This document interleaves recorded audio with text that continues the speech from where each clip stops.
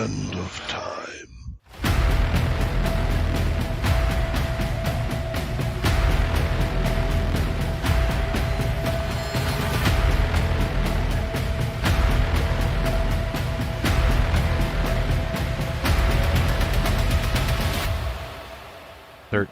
O'clock.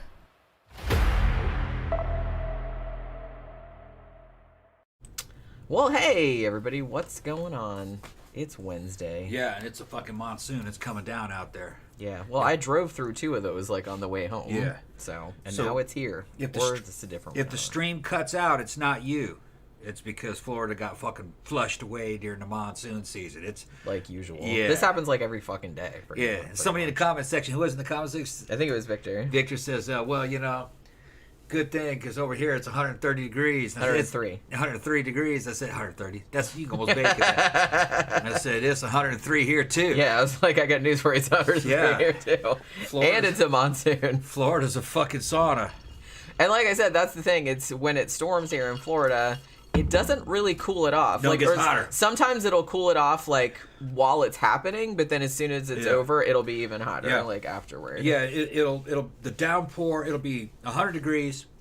There's a downpour of cold water hitting you. If you're on a motorcycle, which a lot of times I'm on a motorcycle at the time, it's just fucking, it's miserable.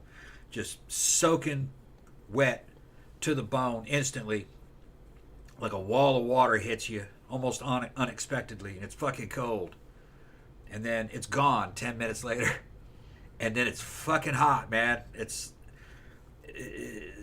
humidity's 100%. It gets worse. You're in Dagobah. Yeah. It's just like you're in that sauna and somebody threw water on the rocks. It's like that. And you can't leave. Yeah. And when it cooled off, it didn't cool off that much. It would cool off down to about 80, but it would maybe 75, but it would seem cold compared to what it was. You know, just a few minutes before. Then the shit passes, and then the heat comes right back. You're just miserable, wet, hot, just fucking terrible. Yeah. Everything fogs up. Your visor fogs up. All glass fogs up. I have to, every single morning, I have to go out, like, before I leave, and I have to wipe all the condensation, like, off all my car windows, because I can't see. And then All the house windows. Even then, like, I drive it, and then it fogs up again, so I have to keep, like... All the house windows have water beaded up on them in the morning. Yeah. It's fucking bad. It's just damp. But it only lasts, you know, this is only going to damp. last a couple months, and then it'll start to cool off again. Well, slowly cool off. It'll still be warm in December. That's Florida, man. It's fucking eternal summer. Yeah. Even in the winter and summer. We even have a specialty license plate that says that. Yeah. It has like a little silhouette of a guy with a surfboard, and it's Yeah. like supposed to be a beach, and I'm like, they say endless summer like it's a good thing. They're like, woohoo, we can go surfing all year round. I was like, I don't like it. I don't like it. Yeah, you know, you'll have some cold winters. I've actually seen it snow here, but that was, 10, 15 years ago. I've seen it snow here like twice in my whole life. And it wasn't even like snow. It was like, oh, look, a couple flakes. Well, it's stuck. It's stuck, though, when it snowed here. Kind of. I mean, every now and then. But it's like, well, whenever it freezes overnight, it'll usually just be one night, like, and usually it's in January, February, and everybody flips out because, like, it'll kill all the oranges, you know what I mean? Yeah. Because oranges are very, very sensitive to cold. Okay. And it really only has to go under, like, freezing a little bit, and they'll die. Do we have any shout-outs or anything that we have to do? I don't think so. All right. Today's show is going to be about flat earthers.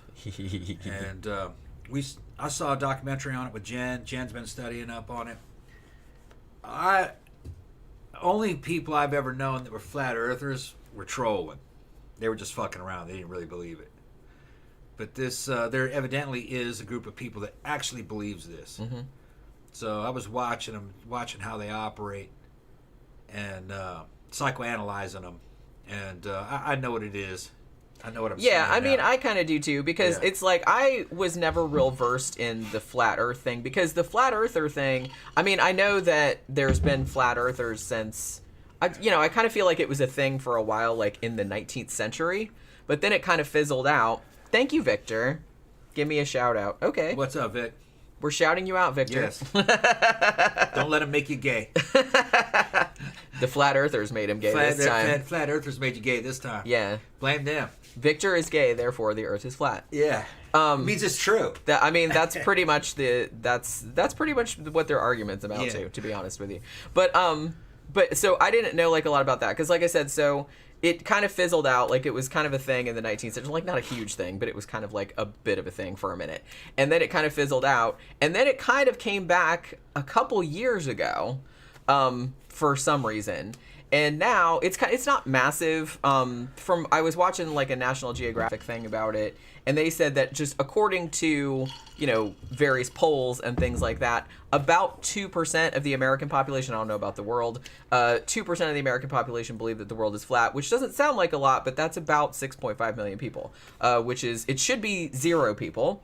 But apparently here we are. No. So so I didn't know a great deal about that. However, a few years back, and we probably should do a show about this too, because I'm a lot more versed in this, but I got real into like the whole creationism thing, because if you remember, like back in the 90s and 2000s, there was like this concerted push to try to get creationism, or what they called intelligent design, taught in public schools alongside evolution. So I kind of got interested in that then, and I recognized a lot of the same things that flat earthers do and say that creationists do and say. It's very, very similar. It's a very similar mindset. They use very similar arguments, just in different sciences. But they justify their beliefs in pretty much the same way. It's the same personality types too. It's yeah. Because and another thing too, I was reading like there's all kind of articles about this. Like there was one in Scientific American. There was, like I said, there was a National Geographic one. Like I read all the there was one in the New Yorker that was really good, that was really long, and people have tried to kind of like figure out where they were coming from, but I just kind of feel like it's the same kind of thing as creationists, in that some people seem very uncomfortable that the world is maybe more complicated than or more random than they're comfortable with, and so they always need for there to be, they kind of want to be the center of things. And it's weird because we were watching this documentary, and it's on Tubi. You can watch it for free. It's called Behind the Curve. I think it was made for Netflix originally back in 2018, but Netflix doesn't have it anymore, but Tubi has it. So we were watching that last night, and some of the people on there, because they went to like a convention and all this other stuff, and they were interviewing people, some of the people said this kind, and I don't know if they knew that they were saying this outright, but they were basically saying that it made them feel special. You know what I mean? And some of them used like almost those exact words. Yeah. So I don't think that evidence is really going to sway. Well, I know that evidence is not going to sway them because it doesn't. They believe this because they want to believe this. Yeah. Even if, and I think a lot of them know that it isn't true. Because people are not man, maybe we ought to get more into what they're saying before I start getting down to the meaning of all this shit. Consciousness is a strange thing. It's faceted. You're not one person, really. You're the conscious self and then a bunch of other subroutines in your unconscious. There's a big, when you can take a person and split the corpus callosum in between the right and the left hemispheres of their brains, and you'll find that the right hemisphere will say yes to a question, and the left hemisphere will say no to that same question. There's a lot of disagreements happening inside there. It's like a committee. It's just the waking consciousness and a couple of the other ones that are in the unconscious that want to believe in flat earth stuff. The other parts in there know it's bullshit, but it serves the whole. So they've chosen to believe it. And it's for social reasons and personality types. Not all these people are normal. Some of the ones that they showed in this documentary, as soon as I saw them, just their body language and their tone, they were lunatics. This one dude is a lunatic. Yeah, I can't remember that dude's name, but yeah, he was clearly had some and issues. He would be a lunatic no matter what he believed. It's not like he's a lunatic because he believes in flat earth. That dude would be a lunatic no matter what he believed in. He just happens to believe in the flat earth shit. So, not all these people are, I don't want to say normal, let's just say these people are all believing in this stuff for a reason. It's very culty, like a cult, like Scientology. It is very culty, I noticed. It's like Scientology and other stuff. It's almost like a coping mechanism. It gives them an identity, I think, and gives them a special community they can hang out with, and they can group up together against a common foe and have status inside the group and have social interactions. Well, yeah, that's the thing, and I think this is true of not just flat earthers, but I think it's true of like a lot of these kind of like conspiracy theory minded sort of people that, like I said, they like to feel like they're special, and there's nothing inherently wrong with wanting to feel special or unique or something like that. That's a very human proclivity. Like, everybody feels like that to a greater or lesser degree. So I'm not saying there's anything really wrong with that. It's just that the way that they choose to feel special is by having some quote unquote secret knowledge. It's like, I'm the person that has figured out something that thousands and thousands of years and like millions and millions of people have like looked into, and they say this, but it's like, I'm the person that figured out that it was all wrong, which is very, very unlikely. Too many people before you have done scientific experiments that have disproved what you believe in. And these guys will get a pretty common scientific instrument, and they say, well, I've got this now. I got this special thing. I'm going to show you that the Earth is not moving. And then he goes to do the experiment, and it reads that, no, the Earth is moving. And he goes, well, there's got to be something wrong. Because he's trying to prove something he already believes in. He's not just following the evidence from his Right, which is exactly the opposite of how science works. Right. Science works where you're supposed to have evidence, and it's like you come to a conclusion, but they come to the conclusion first, the conclusion being the Earth is flat, and then they try to prove that, which is not the way you're supposed to do things. And it's funny because the Behind the Curve documentary, there were two instances where there was two different guys, and one of the guys, he's like, so we got this, it was a $20,000 what was it? It was like a gyroscope. Like a gyroscope, like a laser gyroscope, like a really, really fancy one. It was super, super accurate. Yeah. And he's like, so somebody bought this, and this is going to prove that the Earth is flat, because it's like, because everybody says, the gyroscope has like a 5-degree drift or something like that because of the rotation of the Earth. And I'm like, well, yeah, everybody knows that. They correct for that. It's just like, that's the reason fucking GPS works, satellites work, all of that kind of stuff. We correct for that kind of stuff. We know that the Earth is moving. So they do it. He uses it. He does the experiment, which, okay, fair play to him. And he's like, yeah, it was a 5% drift. I'm like, what did you think was going to happen? Yeah. That's what you think that that everybody else that has done this same thing didn't come up with that result. Didn't come up with that result. And it's like, but you somehow you bought one thing because you're special, and you were going to get a different result that just blew the lid off everything in like thousands of years of scientific knowledge. I'm just like, that's not going to happen, bro. But then it's like, because it failed, they always have to come in. Creationists do this too. It's like, you always have to like come up with some reason why. Oh, it doesn't work right, or we didn't do it right, or something like that. They always have to come up with some excuse why they didn't get the result that they wanted. And then like at the end of the documentary, there was like this different guy, and he had this like real. I mean, they spend a lot of money on this. They are very invested, and I'm not really sure why. Because that's what we were saying. Because Tom's like, I don't understand like why this is so important to them. I'm like, yeah, why is this the hill that they chose to die on? Yeah, this is like their whole life. I don't really understand it. Like, it seems... Which that already tells me that this is something psychological. Yeah. This is not to attack and ridicule these people that believe this. That's not my intent, because it's not productive, really. Some people are trying to change these people's beliefs. You're not going to be able to, because it's... Not in most cases. No. Because they didn't reason themselves into those positions, so a lot of times you can't reason them out. Yeah, this is an emotional thing, and this is what they've chosen to do, and it's rewarding to them. And if you start ridiculing them, that group will just pull it together tighter.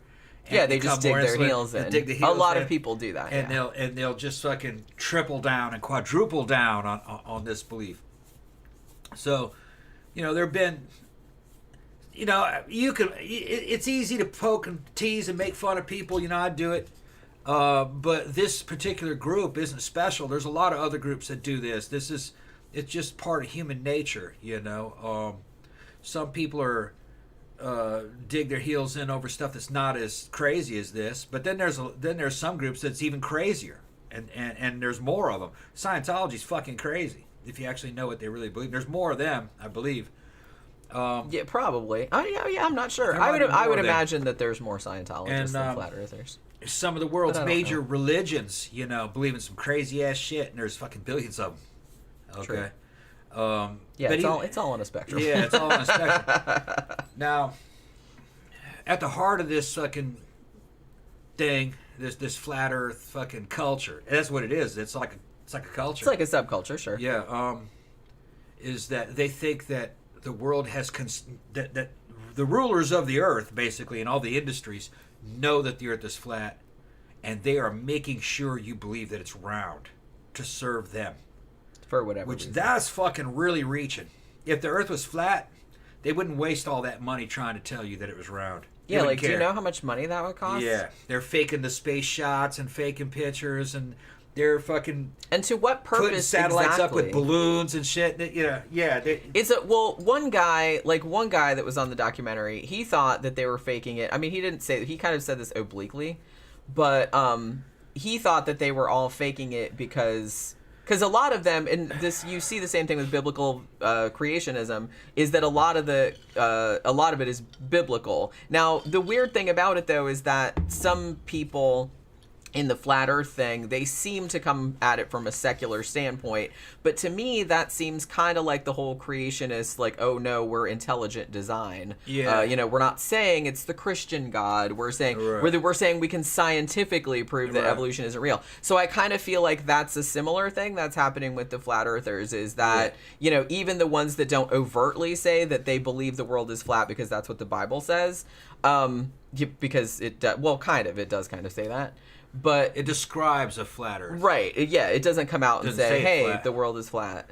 Mic drop. You know what I mean? It's it kind of describes it like that.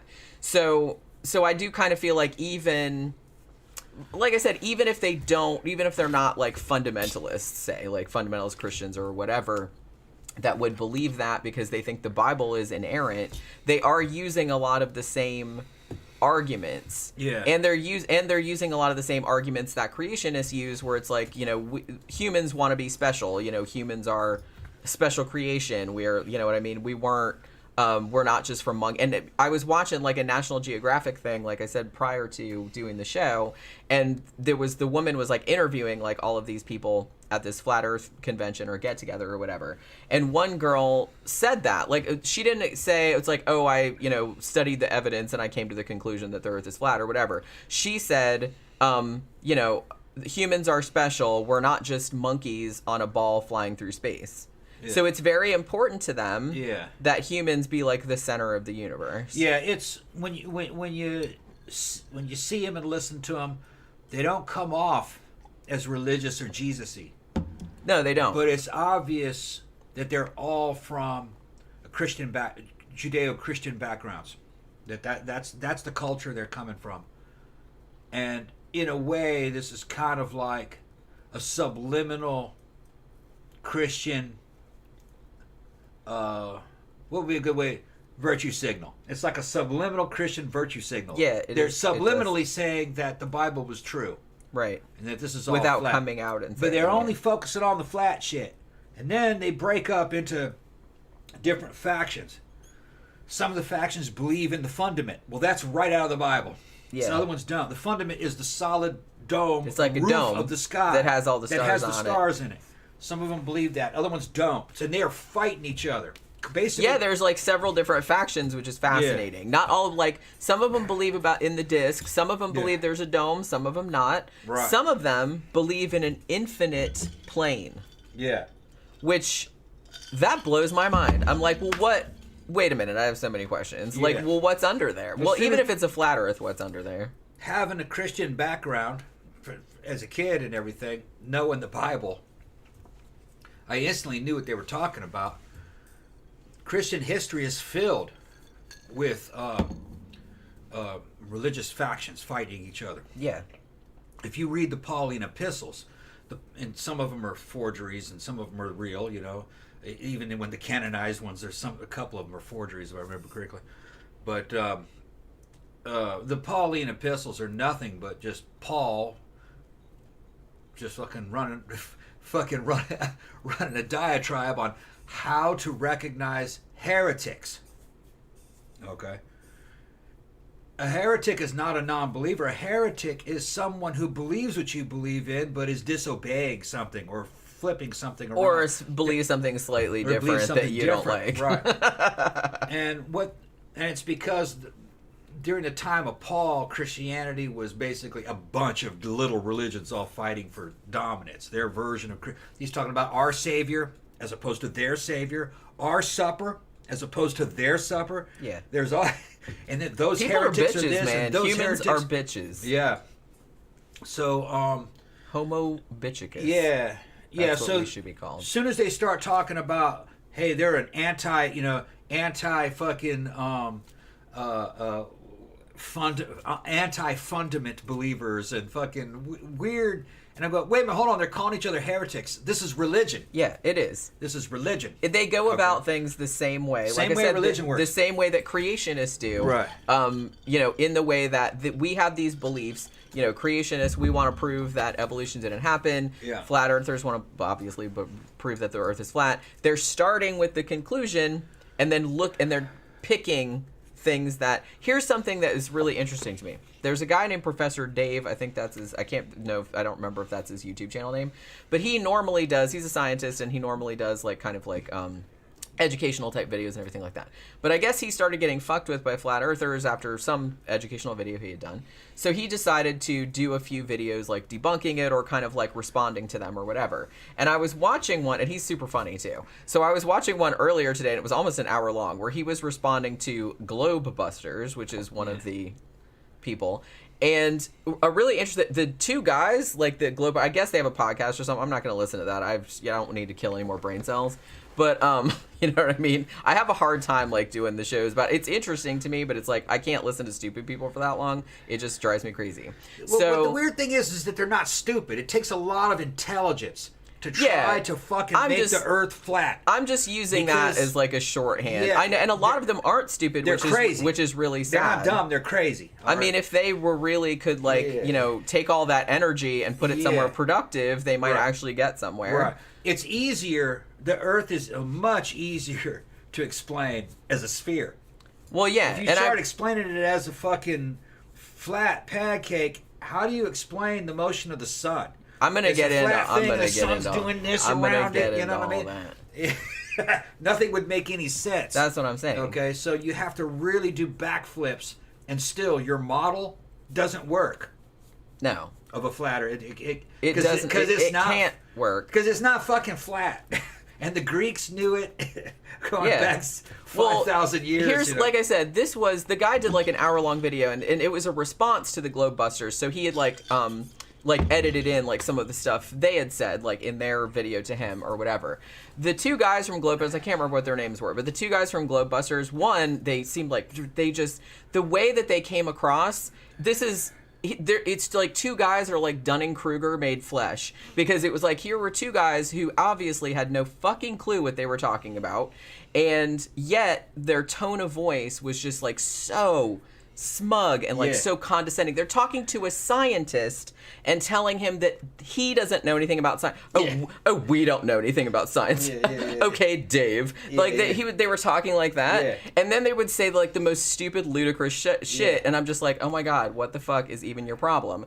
And one interesting thing to me was right near the end of the video, the professor said, he's and I'm paraphrasing because I can't remember exactly the terminology he used, but he's basically, he's I can't, if you just offer me, individual proofs of all these little separate things, he's that's not science.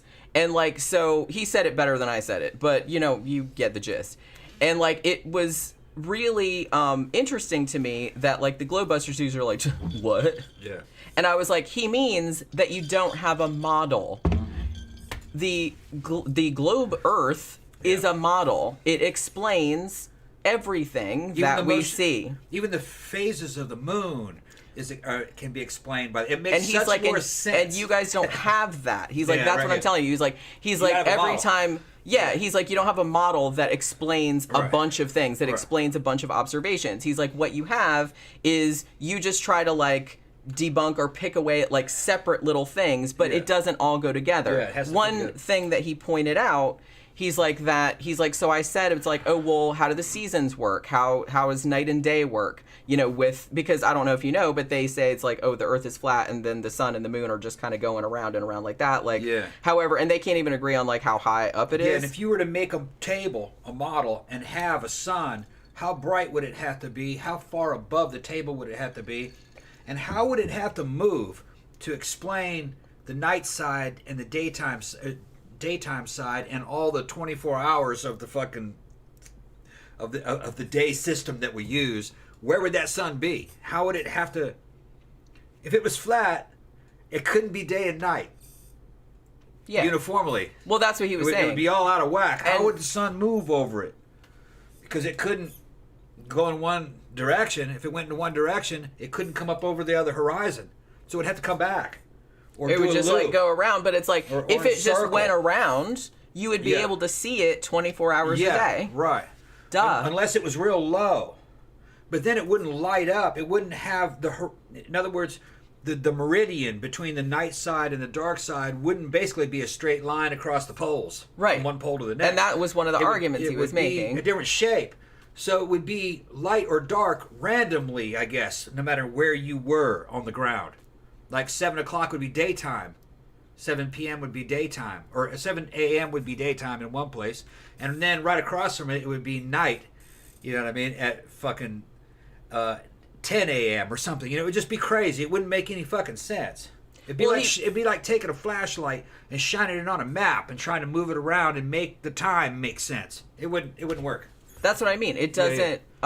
It doesn't jive with observation. No. Like, and very obviously doesn't. And he's like, and here's the thing. It's like, so he's like, so I, made these is like, please explain the seasons in your model. Please explain how night and day works in your model. Like he asked them. So he's like, interestingly, they sent me 2 separate videos. One explaining night and day, which was bullshit, and another one explaining the seasons, which was also bullshit. But he's like, interestingly, you can't put these 2 models together and make them work and explain all of it at the same time. This flat Earth model is ancient Egyptian. The ancient Egyptians believed this, and the Judaic religion inherited it, and probably most people in Mesopotamia, maybe 6, 7, 8,000 years ago, believed this. Even believed in the Duat, which is the horizon, the place where the horizon was. They believed in an underworld, and the sun would go down into the underworld and bring light to the damned that were in hell, and then it would come up through the other side. Gee, thanks. You know what I mean? And that there was the waters of the nighttime sky, and sailing across it were gods. That's where the stars were. That was the first thing. And the sun was a god in a chariot, basically, or depending on what religion it was. The sun would go across the sky and warm everything. This is an ancient Egyptian model. All right. And I don't even know if ancient Egyptian scientists believed that. It was just I doubt it. It was just a religious tale. And it's like metaphorical, Well, no, I think they believed it. I think they inherited that model. I don't think scientists in ancient Egypt believed it, but common people and religious people did. And most people were religious then. Now, there's a lot of problem with that model. The Achilles heel to the flat Earth model is if it's a flat Earth and there's a dome above it, what is the Earth sitting on? The Bible says it sits on pillars of the earth. So in other words, table legs. Yeah. It's a table with legs. We're sitting on a table. But what are those legs standing on? Who's under the table? Yeah.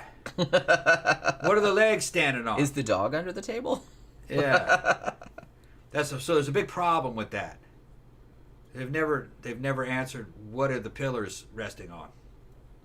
Well, that's the thing. I think even in modern flat Earth, I'm not going to call it theory because it's not. It's not a theory. It's a faith. It's absolutely not.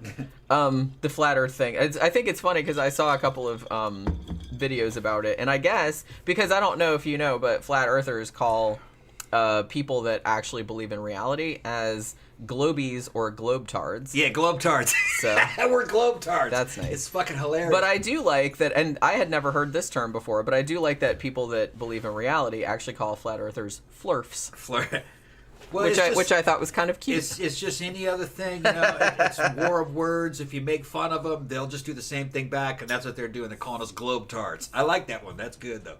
But you know, I'm ex-army and fucking hung around. I mean, it's with guys not real a lot. creative, I gotta say. It's but just I mean, I understand fighting and fat mouthing. Fat mouthing is just fighting with words. It's not confined to logic. It just has to be effective insults. And globetard is a good one. That's fucking hilarious. Even though it's not effective, I know they're fucking with me. It's not creative because it's because they use that. Well, you know, like people call like libtard. They say that all the time too. Yeah. So it's just like another thing. Put that on there. Right. So it's just kind of like, I'm like, you could have thought of something better than that probably, but you know, and I'm not offended. Yeah. So because it's dumb. But yeah, so that's the thing. And when we were talking earlier about, you know, them fighting and everything like that, the documentary, it's fascinating. Like I said, seriously watch it. It's fascinating. But yeah, there's like wasn't there like at least 3 different factions going on there? There was the crazy guy whose name I can't remember. And he was the one that claimed he started this whole thing because he's one of those. And he's just like on there like ranting and shit like that, like on his YouTube videos. And it's like they can't even agree. So like they have the main guy that was on there that they followed through most of the thing was Mark Sargent, who was kind of like one of the big guys in flat earthery. And they have conventions for this now. So they were doing a convention, and this was 2018, so I guess or 2017 when they made the documentary, and so like it was in Raleigh, and so they're doing it, and it's like, so the crazy guy, I wish I could remember what his name was. What the fuck was that dude's name? I can't think of what his name was, but the crazy guy was saying that that all of the people that he was telling people not to go to the convention because they were all shills. Yeah. So now they're calling each other shills, and he's like, the Flat Earth Society is all like government paid. So he thinks that everyone else is paid by the government or by Warner Brothers for some reason. Because they got merged with the government in World War II, is what right? Yeah, or something. Yeah, like I couldn't. The funny thing about them, I couldn't follow all the. The funny thing about them is that the leaders of their little society are intelligent. They're just kind of crazy. All right, they have dedicated themselves to believing this, and it's a virtue signal. If you ask me, it's a virtue, and it gives them a society and a scene to hang out with, and it gives them an identity and clout and pull over members, like a cult. It's a religion. It is a religion. It is. It's very culty. It's a religion. Okay. I think some of them are true believers. I think a lot of them are only like, they're just having fun. I think they're just going along with it because all their friends are doing it. I think some people just like to be contrarian. Yeah, then they're just also. That's nothing. It's just to say no. No. I'm like that too. So I know you are. A lot of the things in this I can identify with the human element behind them. This is very much human nature. Everybody does what they're doing, just not like this, and not on this to this subject, extent, and not in this subject. They're very strong-willed, and pig-headed, because this is the reality they want to believe in, whether it's true or not. That's something that takes a lot of will. Even if it's a lie, they're going to believe it, and they will go through all kinds of crazy mental contortions, to hang on to that, which just blows. Like, why would you do that? And like I said, especially over something which seems it's religious, relatively it's not really that important to your day-to-day life. It's religious, really, whether the Earth is flat or round. It's a religion, whether it's Christianity or not. It has this as a certain aspect that kind of comes from religion that they've turned into a unique religion that stands on its own. Yeah, fighting about whether the Earth is flat or round has become the religion. Because when you listen to them, they don't really talk about Jesus or anything, but that's where this idea came from. Yeah, it's a religious idea. It's a religious idea that has become a religion of its own. Well, it's okay. And this is kind of jumping off from that. It's a religious idea, but the modern flat Earth movement, which came from quote unquote zetetic astronomy, came from religion, but also, as a side note, the fact that it sort of kind of came out at a time when science was making a lot of progress. And I think a lot of people, and you see this in creationism too, like when Darwin came out with Origin of Species and all that kind of stuff, there was a subset of people that were very uncomfortable with the stuff that science was discovering, and so they wanted to go back to a simpler time. And in Zetetic astronomy, which was kind of like the Bible of this movement, or at least the modern movement, it even says stuff like, we need to go back to the old days where, you know, reality is just what your senses tell you it is, because shit's getting too complicated. We don't understand this math. We don't understand the physics. We don't understand any of that. And we think that reality is just what you can see, what you can feel, what you can touch, your own personal experience. You have to touch it. You have to. So it was almost like people feeling threatened by how complicated things were getting, how, you know, complicated knowledge was getting, how complicated scientific technology was getting. That's what they're doing. And they wanted to harken back to like, well, and a couple of the people in the documentary, and I've seen like a couple other documentaries about this where people said this very thing. You don't need math. Right, you can see it. Yeah. Everybody just wants it to be, and shit, this freaked me out a little bit. Like the woman that was on the documentary, who's kind of another big, I guess she has like a podcast or something. Yeah, and they attack her too because she's pretty and all kinds of weird and her shit. name's Patricia Steele. Yeah, we'll get into that. Patricia Steere, I think her name is. Yeah, and she is cute. She's a nice woman. Yeah, she seems like a nice lady, but she's batshit crazy. But well, I don't know if I'd say batshit crazy, but she has like some weird ideas. I'm gonna say she has chosen consciously, right, to believe in something that she probably doesn't really actually believe. She said, I don't think she actually on the documentary that she trusts no one except herself. And she used for an example, she said, because the Boston bombing had happened not like too long prior, and she said, if an event like the Boston bombing happened again, I would not believe it unless I was there and had my own leg blown off. That's what she said.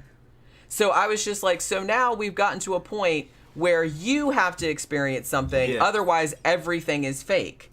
And that is mind-blowing to me that somebody would be like that, because it's like nobody in the world can experience every single thing.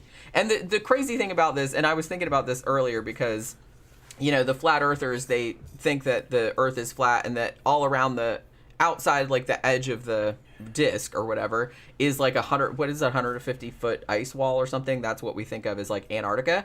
And like a bunch of the flat earth videos, because I did watch some of them until, like I said, my brain cells started like jumping out my ears like, stop it, Jenny. So it's like, so I had to stop. But so some of them say with absolute seriousness, this is why you're not allowed to go to Antarctica. Like there are people there with guns and they'll turn you away. I said, oh, except for all the Antarctic cruises that people go on like every fucking day. Yeah. Lots of people go there. Melissa McHenry went. Yeah, we know people that went there. Yeah. It's she like, got pictures of herself in a down. You can go. Bikini. It's fine. Jump into that ice cold water. That's right. I forgot about that. I forgot about that. Swimming from one boat to the next, right off the coast of fucking Antarctica. Gotta watch with that, man. You'll have like fucking heart failure. But she jumped in ice cold seawater. Yeah. They do cruises though. Yeah. You can go. So no one's gonna turn you away. It's fine. Look, part of this shit has to do with politics too. Me and Jan have very different viewpoints in it, but almost on everything we agree. When we're running around living normal life, when something happens, we're like, well, fuck that. Our reactions are exactly the same. But the U.S. is becoming, and most of the fucking Western civilization has become extremely polarized.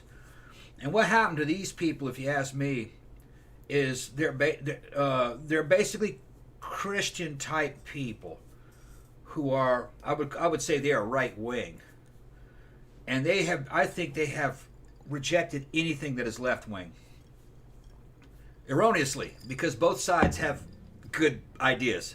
It's just that it's now become polarized.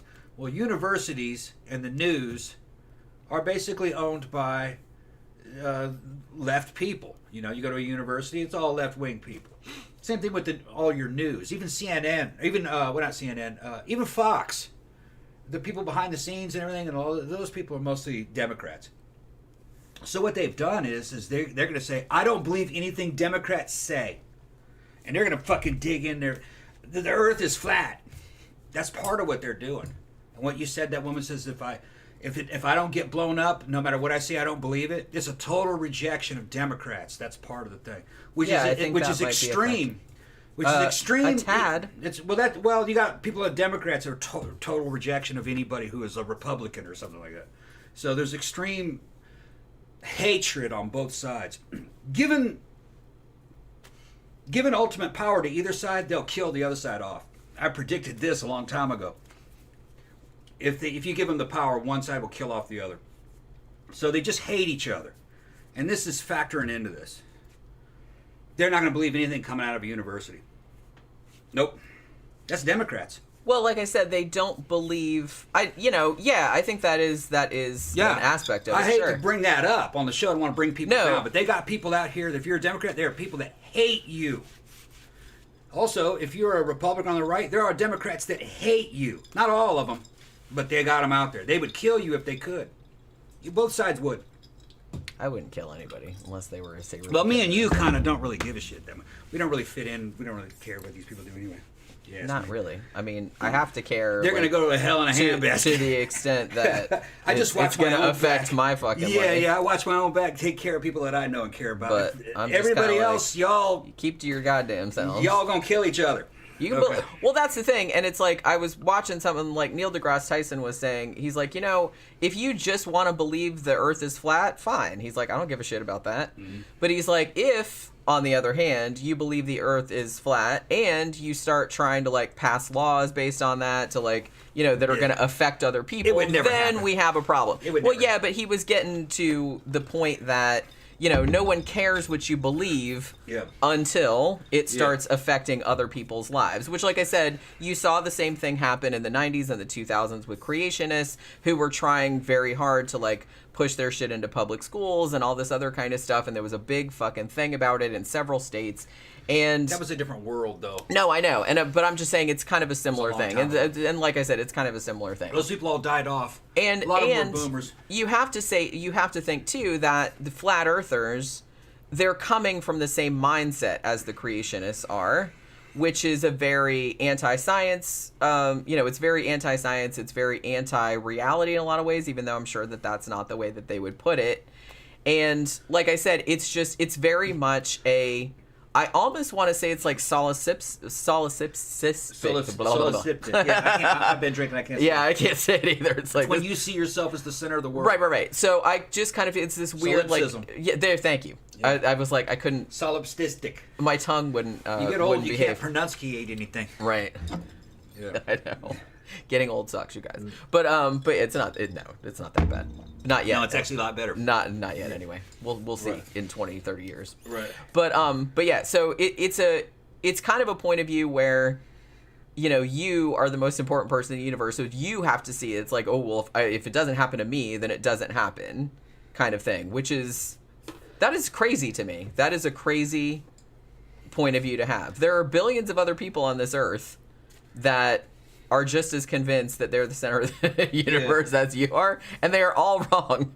Nobody is. Yeah. It's like we're all on here. We all have to like work together to some extent. It's all like a big system and shit like that. Nobody's the center of the earth. No one person. That's another thing too. It's like, again, I think it's like a very narcissistic thing because, like I said, with that guy on the documentary that's like, I'm going to spend $20,000, well, I don't think he bought it, but I'm going to spend $20,000 on this gyroscope, and it's going to upend thousands of years of accumulated scientific knowledge. Yeah. One dude with one instrument that other people have and have used successfully. I'm going to be the one to upend the entire paradigm. No, you're not. You're just not. That's just not the way the world works, and I hate to tell you that. Yeah. Yeah, another thing, though, is you notice that you can't fucking pigeonhole all those fucking people on the right as being flat earthers, which that's something that the left will do. Flat earthers are fucking small. No, that's a fringe of a fringe. I don't think anybody. A fringe of a fringe. Yeah, it's Republicans and shit believe in outer space. You know what I'm talking about? They know that the Earth is round. They want spaceships and shit. Like space is really. And it's not just these dudes that think of crazy shit. I worked with black dudes that didn't believe in outer space. They thought it was something just made up by white people. Oh, they don't see that shit in the telescopes. No, it's just so anybody can believe crazy shit. Well, yeah. It's just that I don't know. I don't know any fucking like religious cult filled with black dudes running around saying white people made up outer space. That maybe what was it? Black Israelites probably maybe they don't believe in outer space, but they crazy too. Yeah, I'm not sure. They would probably say, "Yeah, white man made up outer space. That's not in the Bible." That's probably something that they would say, but. Yeah, but that's kind of like flat Earth theory, though. It's like flat Earth. I mean, because they kind of believe in space, but they don't believe that it's the way that we know that it is. They probably think you could breathe up there. Yeah, I wonder if they do. They believe in the Flash Gordon space where you can open the window and run out on the wing of the air, run out on the wing of rocket Ajax. You can just fly with your wings and shit like that. That's like pretty fun. You can jump off with a parachute. Yeah. And make it back to Earth. And it works. From space. Yeah. Which, please don't do that. That actually would not work. But, you know what I mean? And, well, that's the thing, too. And that's, like, another thing that this other thing that I was watching, like, kind of pointed out, is that I kind of feel like, here's the thing. Whenever, and you see, I used to see this with creationists, too. Whenever you say to, like, the flat earther, they'll be like, oh, well, you know, the round earthers or the globetards or whatever they want to call us, you know, they say that this happens and that happens and, you know, explain that. And so, like, a scientist are like, okay, I'll explain it. And they explain it to them. And then they're just like, oh, fake. Or they don't, because they don't understand it is why. I don't think, I think they do understand it. Well, some stuff they don't. I think some stuff they don't. I think most, you violated their faith. Yeah. Faith has a lot to do with it, even though they don't, it may not be the Christian faith, it's their own faith, and that faith is based on the Christian faith, but it's faith. And they're not alone. A lot of the world's like this. Islam is huge, and Islam doesn't believe in evolution. A friend of mine, Saad, who lives in Saudi Arabia, he's going through medical school, and he doesn't believe in evolution. And I was trying to talk with him about it. No, because you're dealing with Islam, all right. Which, okay, you know, I understand how religions work. You're fighting somebody's cultural identity. You don't want to do that, you know. Yeah. Dig in, and because you're attacking their personhood in a lot of ways. Yeah, which I get that, and that can have deadly results, literally. Yeah. Because some people will just kill you. and that's not a good thing for you. And it might be a good thing for them if they kill you. So, but that was the world I came from, you know, having a military background, living all over the world. You got to be careful when you go to other countries. That's their country. And you're a guest there. And there's an old saying that the West used to believe in, but not anymore. It's so imperial now. It used to be when in Rome, you do as the Romans. That was the saying. Well, when I went to the Middle East, I was as Middle Eastern as possible. And they're nice people. But they have their own cultural references. And they have to be respected. They grew up in an entirely different culture than you did. Right. If you're some girl and you decide to fucking take your shirt off in public, there's going to be serious trouble. Okay? That's not the West. So it's just the way it is. You know, it's a totally different culture. Well, it's kind of like the same thing with these dudes. You can't reason with them. They have their minds are made up. This is what they want to believe in. This is their identity. And they'll probably fight to protect it, but there isn't enough of them to make any difference to normal people like us. Flat Earth dudes don't fuck with me. Come on. Not yet, anyway. They probably will after this video. No. No, because I'll actually just talk about flat Earth reality with them. Because I can say anything I want. So, yeah, it's flat. It's flat. I know it's flat because I can see that it's flat. That's pretty much the entirety of their argument. I mean, to be honest. Yeah. That's the first thing they always say. It's like, look at the horizon. It looks flat. Therefore, the Earth is flat. The satellites are being held up by balloons. It's not in orbit. Some of them say that. Yeah, it's not in orbit. I mean, they don't all say the same thing because, like I said, there are several factions. Yeah. There's disagreement over how high the ice wall is around the disk. There's disagreement over whether there's a dome over the shit or not. There's disagreement over how high the moon and the sun are. There's disagreement over whether the moon and the sun are actually spheres or are also disks. There's too many problems with the model. If it's flat, it has to have an edge. You'd fall off the edge. Okay, even seamen in the 1500s knew that there was no edge. They knew the fucking shit was round. Yeah, this thing that they thought they were going to go, they were fucking with you. That's a myth. They knew that it was round. That was the Protestants did that later. Yeah. That was anti-Catholic propaganda. If there's an ice wall, you'd find it. You'd have pictures of it. You'd be able to get into a boat and find it. You'd be able to get in an airplane and find it. If it's forever, then that means you could go forever in one direction and find another planet with aliens on it. We haven't had that either. We haven't been invaded by long-range bombers from another creation, another type of human being. We haven't been attacked by them, you know.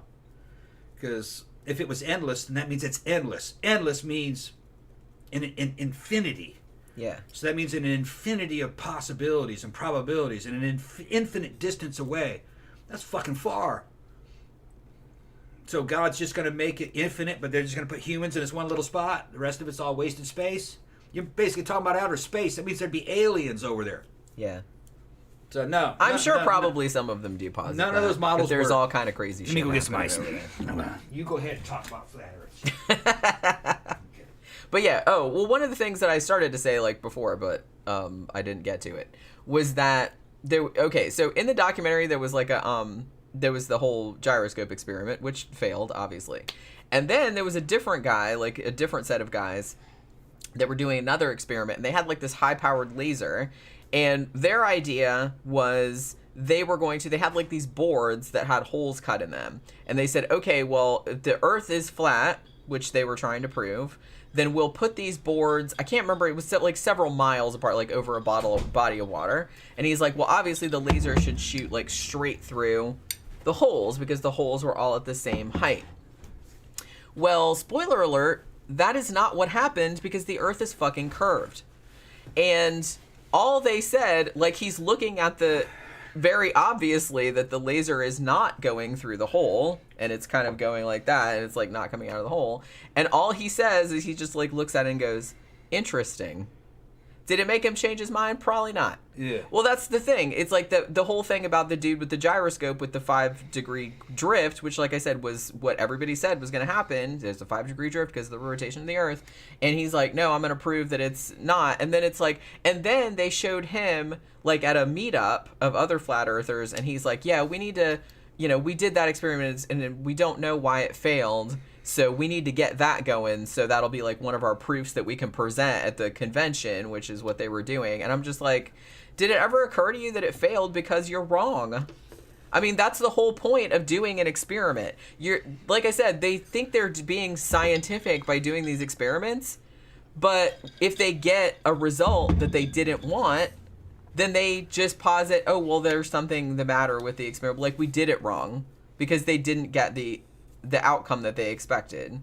They got the globular outcome, and that made them mad, so there must be some reason why other than the simplest reason, which is that the Earth is a fucking sphere.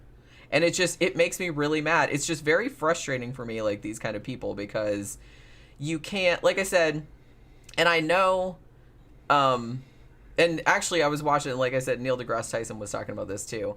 And I used to get into, when I was into like the evolution versus creationism thing, there was like a big debate in the scientific community. It's like, well, should we even debate these people? Because a lot of times, like, creationists and stuff would like they're like, oh, well, we want to debate like this paleontologist or whatever, or biologist. And a lot of the scientists were like, well, should we? It's like, on the one hand, it's like, we might be, giving information to people that might be on the fence, and like they might learn something and something like that. But then on the other hand, we're legitimizing a stupid point of view. So it's like, so some of them came down on one side and some of them came down on the other side. And Neil deGrasse Tyson was like, look, he's like, something like this, he's like, something like flat Earth or evolution or something like that, he's like, I don't think that should be debated. It's like, it's settled. He's like, we can debate other things like that aren't settled, like political matters or whatever that like people have different ideas about, but that are still legitimate ideas. He's like, but shit, like the Earth is round. He's like, that was settled like thousands of years ago. That is not something that should be debated, because it's just giving legitimacy to a stupid point of view. I gotta correct Victor Garcia though. Victor Garcia said the Dixiecrats ended up becoming the Southern Republicans. No, lie. It didn't happen. The Dixiecrats died out. That was a generation that was be like my granddad's generation. Not even my dad's generation. The Dixiecrats died out. The Southern Republicans were always Southern Republicans. They were exactly the way Elvis was a Southern Republican. James Brown was a Southern Republican. The Dixiecrats had nothing to do with Republicans. They were very different. Dixiecrats hated Elvis Presley. They hated rock and roll. The Dixiecrats were KKK, especially in Mississippi, where my family's from. They didn't flip anything. It's just that the Dixiecrats died. They got old and died. That's where you foghorn, leghorn, cracker types. But yeah, so they died away and were replaced. Okay, so now I got like distracted. Yeah, okay. By whatever that didn't have anything to do with anything. All right. So let's go back to, like I said, this has been a settled thing. And here's the thing too. Flat earthers, a lot of them are very into this whole, you know, I see it as flat, therefore it is flat. Like they'll do quote unquote experiment, like bullshit experiments and stuff like that. But like I said, if the outcome of the experiment is not what they want, then they'll find some reason, or they'll find some stupid convoluted excuse as to why it didn't work. But the thing about it is that relying on observation, the ancient fucking Greeks figured out that the Earth was a sphere thousands of years ago by using observation. They didn't go into space. They didn't have all of the, you know, technological wizardry that we have nowadays, and yet they still figured it out, and they were correct. Even back, I think it was like fucking, what was it, the 6th century BC or something like that? Like a dude, like a Greek dude, what was his name? Eratosthenes or Oresthenes or something like that. He figured out the circumference of the Earth just from like poles and like math. And he was very, very close.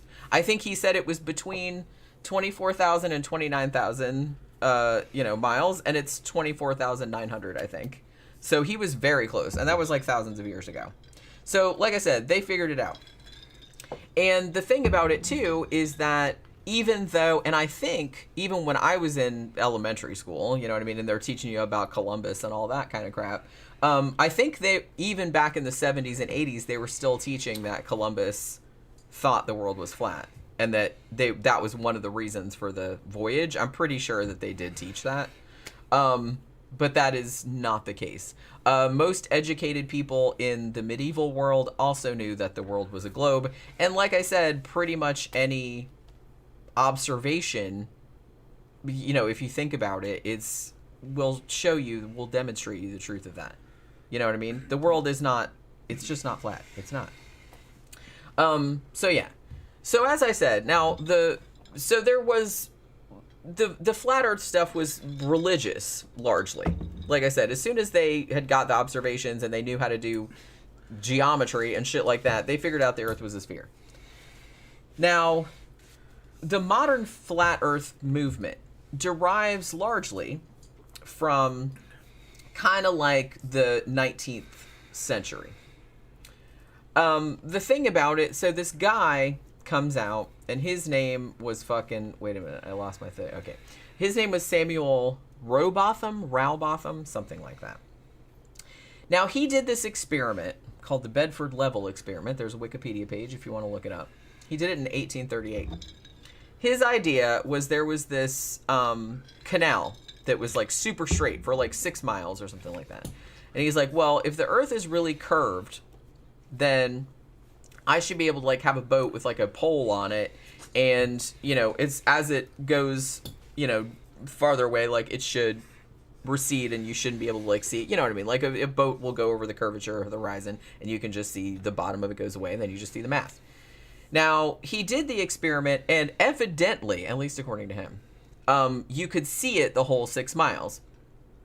So from this one experiment, which did not take into account like atmospheric conditions or anything like that, he posited that the Earth was indeed flat. And like I said, this was around the time that, you know, it's very like Enlightenment time, shit like that. So some people were very much into going back to like the simpler days when it's like all we knew was from just our own senses or our gut instinct or whatever. So people wanted to go back to that because shit was getting too hard. Nobody wanted to learn any math, apparently. So that's what they did. So he wrote this whole book that he called like Zetetic Astronomy, which was basically, that's what they called it. And that's what he was saying. It's like where everything has to be like from your personal experience. Like you have to personally experience it. You have to personally see it. Otherwise, it's not real, basically, was what he was saying. He wrote this book called Earth Not a Globe. And this is basically where the modern flat Earth model, if you want to call it that, it's not really, comes from. So this is where the whole like flat disk by, you know, with the North Pole in the middle, and then what we think of as the continent of Antarctica all around the edges, like a big ice wall that you can't go past because it's like really, really high. Now, he posited that the sun and moon were 3,000 miles above the Earth. This is not... because some modern ones like think it's closer, some think it's farther away. None of it works, you know, it doesn't really matter like how far away it is. But he originally said it was 3,000 miles, and that there was a cosmos 3,100 miles of the Earth, which I'm assuming he means the dome, the firmament, whatever, that had all the stars and shit stuck in it. I think that's what he's talking about. And you have to say, too, that he was coming at this from, again, a biblical perspective. He did not believe in the round Earth because, in his view, it conflicted with the biblical worldview, and that he was not going to have that. So he was going to find proof that the world was flat, just like the Bible said. So he basically, he debated like some big scientists of the day, like Alfred Russel Wallace and stuff like that. And because, like I said, a lot of these debates, I don't really know how much value there is in them, especially on a topic that is obviously true, you know, like the round Earth or like evolution. I don't think there's much point in doing debates because debates... They made their mind up. Well, one, they made their mind up, and two, debates are not really about truth. They're about whoever has the better zinger. Yeah. You know what I mean? It's basically like whoever can talk better. Yeah. And there's even a thing, like in creationism, there's something called, there's a guy named Dwayne Gish who was like a creationist, and he would debate scientists sometimes, and he would always, even if he didn't win, he would always claim that he won, because what he would do, and there's a phrase for it too, like it's called the Gish Gallop, and what he would do is he would just come out in the debate, and he would just have all of these, well, what about this? What about this? What about this? What about this? And if you couldn't counter every single tiny, minuscule little thing in his debate, then he would just say that he won. You know what I mean? So it's just like he would come up with all these like little random like fucking shit, you know what I mean? And if you couldn't counter every single thing, then he would just claim that he won. Even though if you, given time, you obviously probably could counter it, you know, given time and research and stuff. But it's a debate format is not really the best you know, kind of framework for discovering scientific truth, I'm just saying. So I don't really know how much value there is in that kind of stuff. But so, and, you know, and just saying that, like, this flat earther guy, like, Robotham, he debated a bunch of scientists, too. And I guess enough people were swayed by his bullshit that he created a whole society, the Zetetic Society. He had one in New York, and he had one in England as well. And he would ship his books everywhere and all that other kind of stuff. So, interestingly, Alfred Russel Wallace, who was an actual scientist, he actually did the Bedford level experiment that had convinced Robotham that the world was flat. He did it under scientific conditions, and indeed, the world was curved, just like you would imagine. So you know what I mean. I don't know what the fucking deal was with the first one. So in 1877, there was a new book that came out, a new manual of biblical cosmography. Like, again, so like I said, this is a religion. This is coming from a religious framework. It's not scientific in any stretch of the imagination. And basically they're saying, because one of the most fundamental things, like any video, even nowadays, like any YouTube video you watch that says, disproving the flat earth or whatever, pretty much the first argument, because you can go and see this yourself, is, go to a lake or like a body of water or something like that. And if there's a boat in it and it goes over the horizon, then obviously, like I said, the bottom of the boat will disappear and then like the mast will disappear and stuff like that because it's going over the curvature. So this is one of the first things that the flat earthers always try to counter. So they always try to come up with some reason why it looks like that, because it obviously looks like that. A lot of people have seen it, so they'll just say like, oh, well, it's just perspective, or it's atmospheric conditions, or it's a mirage, or it's something like that. They always have to come up with like some fucking excuse, you know what I mean? Now, after Robotham died, there was this other lady who was in the Zetetic Society, and she was called Lady Elizabeth. Ooh, God, that scared the crap out of me. Yeah, ghost pulling shit down. No, that always falls off. Called Lady Elizabeth Blount, and she kind of carried it on. She was like, it was called the Universal Zetetic Society. That was in 1893, and again, very biblical, very openly biblical. The mission statement of this group was, quote, the propagation of knowledge related to natural cosmogony in confirmation of the Holy Scriptures based on practical scientific investigation. So basically what they're trying to do is they're trying to make science fit into the Bible. They're trying to use science to prove the Bible. Again, very much like what the creationists were doing recently. So they had a whole magazine called the Earth Not a Globe Review. And it was pretty active for a while. I don't think it was huge or anything like that, but it was a thing, like I said, for like a minute, for like a few decades or whatever. But after that, I kind of feel like it sort of faded out some. It's after the First World War specifically, I feel like people just kind of lost interest, and it kind of became, again, I'm sure there were some believers somewhere, but it wasn't anywhere in the public eye like it had been prior to that, you know what I mean? However, for whatever reason, more recently, probably starting, I think it was 2014, 2015, something like that, flat earth, like searches for flat earth started like spiking. Now they don't know if it was something to do, it might have had something to do with one of the, because Mark Sargent put out that video about it. Like he was one of the guys that was on the documentary that we watched. And he put out a YouTube video and it went viral pretty much. And the thing about it that's interesting is that they interview like a lot of these people at the convention. To a man, like 99% of them got into flat earth from like a YouTube video that was recommended to them because they were into other conspiracy shit. So like the YouTube algorithm got them into flat earth because it's like, oh, hey, you believe in JFK conspiracies or, the Illuminati or reptilians or whatever. So, hey, here, watch this. And so like a lot of them saw that and it seemed like it was just all kind of snowballed. So it was basically just like YouTube videos that caused the spike. I feel like, I don't know if that was entirely what it was, but it does seem like that was like the search term started going up like way after, like after a couple like big prominent videos about flat earth came out. Like it started like really gaining momentum, which I thought was really interesting. And the thing about it too is that, and here's another, and this isn't just about flat earth, but like a lot of people are like this, because their whole mantra, like especially like a lot of conspiracy theory type people and stuff, they're always just like, do your own research. I'm like, oh, you mean go and watch some fucking YouTube video? That's what they mean. Go watch a YouTube video that confirms your biases. That's what that means, I feel like. Because it's like, here's the thing. Mark Sargent says, and I don't know if I believe him entirely, on the documentary, he said, I didn't want to be a flat earther. He started looking into it for, I don't remember why he said what like inspired him to look into it, but he's like, he said he spent 18 months or something like that looking into the evidence, which like I said is YouTube videos, looking at YouTube videos about flat earth. Yeah. And that convinced him, and he's just like, oh my God, we've been lied to like for thousands of years. And I was just like, okay, no I'm sorry, you haven't. But it's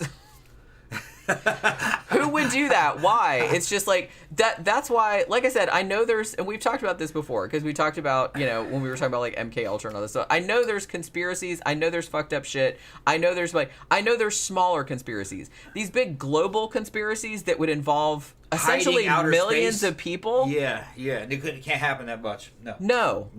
Not possible. And why? What is the end It would have to go back in time. Right. It would be that even the Germans back in World War II was hiding the fact that the Earth was flat. They lied about where the V-2 rockets landed. Because for the V-2 rockets to land in England, the Earth would have to be kind of round. They were doing almost parabolic type shots, you know what I mean? Using the Earth's gravitational pull, you know what I mean? So the Nazis knew it was fucking round. That's what I mean. It's like, come on. Here's the thing, and like I said, this is the same thing that they used to come up with creationists and stuff like that. If their arguments were true, then all of the shit we have today, the technology and stuff like that, nothing would work. Satellites wouldn't work. It doesn't work in their model. It just doesn't. Yeah. Like the reason we know that the Earth is a sphere, and we know that, and so all of this stuff works. Here's another thing. Let's say you were to take a map of the sphere that we use, the globe, and flatten it out, and then try to sail from one position onto the globe and another. If it was flat, it would take a different amount of time to reach that location. Yeah. But it consistently takes the same amount of time it would take as if it was a sphere. Yeah. Because when you flatten it out, a bunch of fucking, you know, like if you see a flat map, you're gonna see big fucking empty spaces where there's no water there, because you flatten the map out. If you were to cut it out, you'd have to wrap it around something round. You know what I mean? So there's a lot of distortions. Like Greenland isn't as big as it shows on a flat map. Shit like that. Like I said, it's distorted. It's very distorted. But if you were, so that means that fucking just travel would be all fucked up. You wouldn't arrive at the location at the proper time that you would expect. You know what I mean? If it was flat. That's it only makes sense. The shit only makes sense if it's a sphere. It's stupid. So many things would not work. Yeah. So many things that we just take for granted. We have telescopes that are powerful enough to actually image the lunar lander on the surface of the fucking moon. That moon is a sphere and that lander is there. And fucking space travel with that rocket would not have been possible if the Earth was flat. It was one sphere orbiting around another sphere. And my granddad was involved in that shit. He worked for fucking NASA, McDonnell Douglas, Grumman Aerospace, and General Atomics. My grandfather as an worked engineer. for NASA as well. Right. He was an electrician. I got pictures of that fucking nerdy ass bitch with his pocket protector out in front of the fucking rocket jet propulsion laboratory, the rockets behind him. Pocket calculator. What was those things that? What'd they call that thing? Well, like a compass? No, it was a round thing, and you could fucking. Oh, I know what you're talking about. It was before pocket calculators. It was a mechanical calculator that they used. It had several of them. Fuck, what was that shit? Like a slide rule? Slide rule. Yeah. Slide rules, and then they had other things they had other ones that were different. That was before. That blows my mind that they like put people in space just without. Yeah, they were using slide rules. They didn't even pencils. Have computers or anything. Yeah, that's hardcore. Drafting tables. Yeah, we figured that shit out just with paper and pencil. Yeah, that's how awesome we could be if we want. Yeah, and here's something else. It's gonna blow your mind. His name was Charles Weems. That was my granddad. He was half Assyrian Christian. His mother was an Assyrian who came running from some kind of genocide. He was devoutly Christian and a minister on his off time. He was doing a little Baptist minister type shit and was big into the Bible and Revelations and all that kind of shit. But he knew about outer space. He was big and he was a fucking engineer. Very intelligent. Just because you believe in some crazy shit doesn't mean you're not intelligent. It was just his culture. That was just what he was into. Yeah, that's... fucking Isaac Newton was a brilliant physicist, right? And invented physics as we know it. Motherfucker was religious as fucking hell and believed in alchemy. Yeah. Okay, which is not a science. So it's fascinating. It's that kind of stuff is like fascinating to me. Yeah. And the thing about it is that watching this documentary was really enlightening because I mean, I didn't think that people, because I know that like smart people have stupid ideas like all the time. You know what I mean? That's just part of being human. Yeah. No smart person is smart about everything. Okay, and everybody has biases and blinders and various things that they don't see about themselves. So I wouldn't call any of the people that they interviewed in this documentary, none of them were stupid.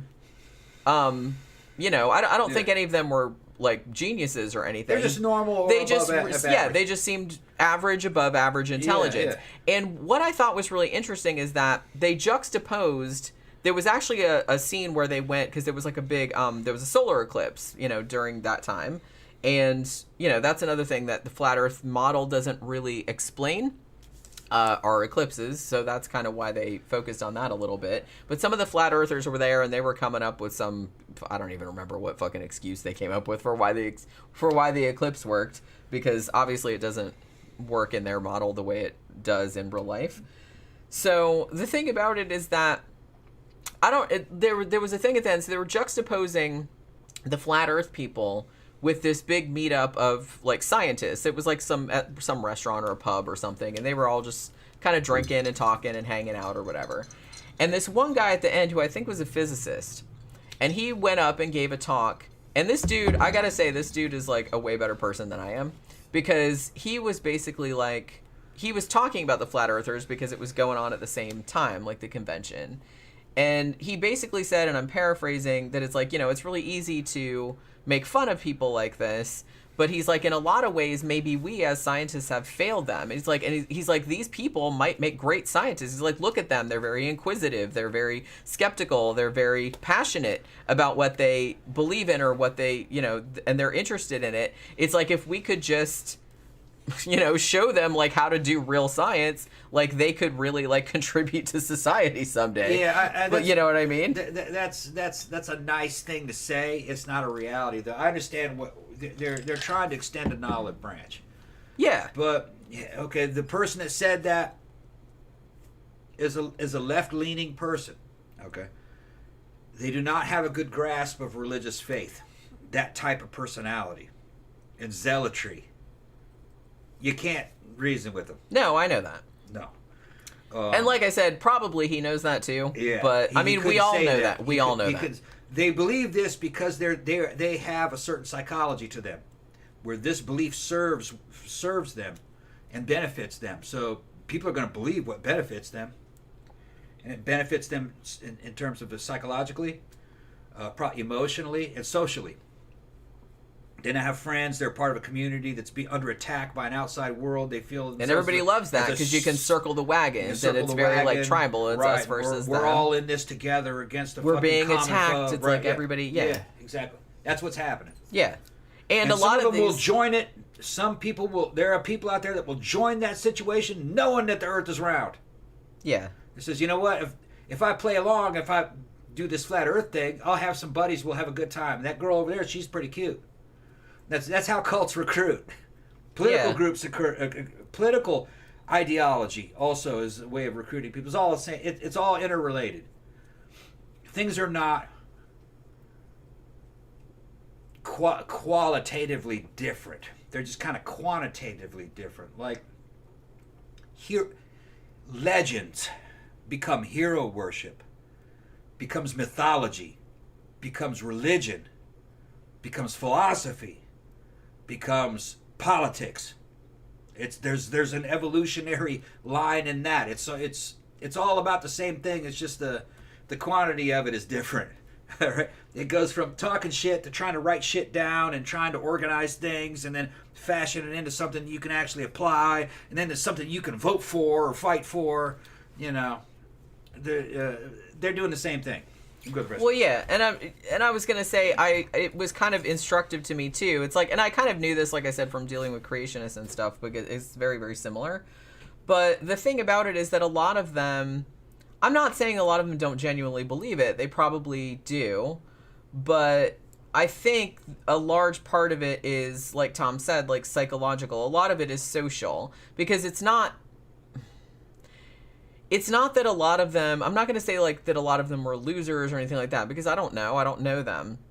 But it did seem like prior to them finding flat Earth, they maybe had some other weird kind of like fringe beliefs, because a lot of them, the thing about it is, if you're a flat Earth person, then that's not the only conspiracy you believe in. You generally can believe in like pretty much all the other ones too, because it's all part of that same mindset.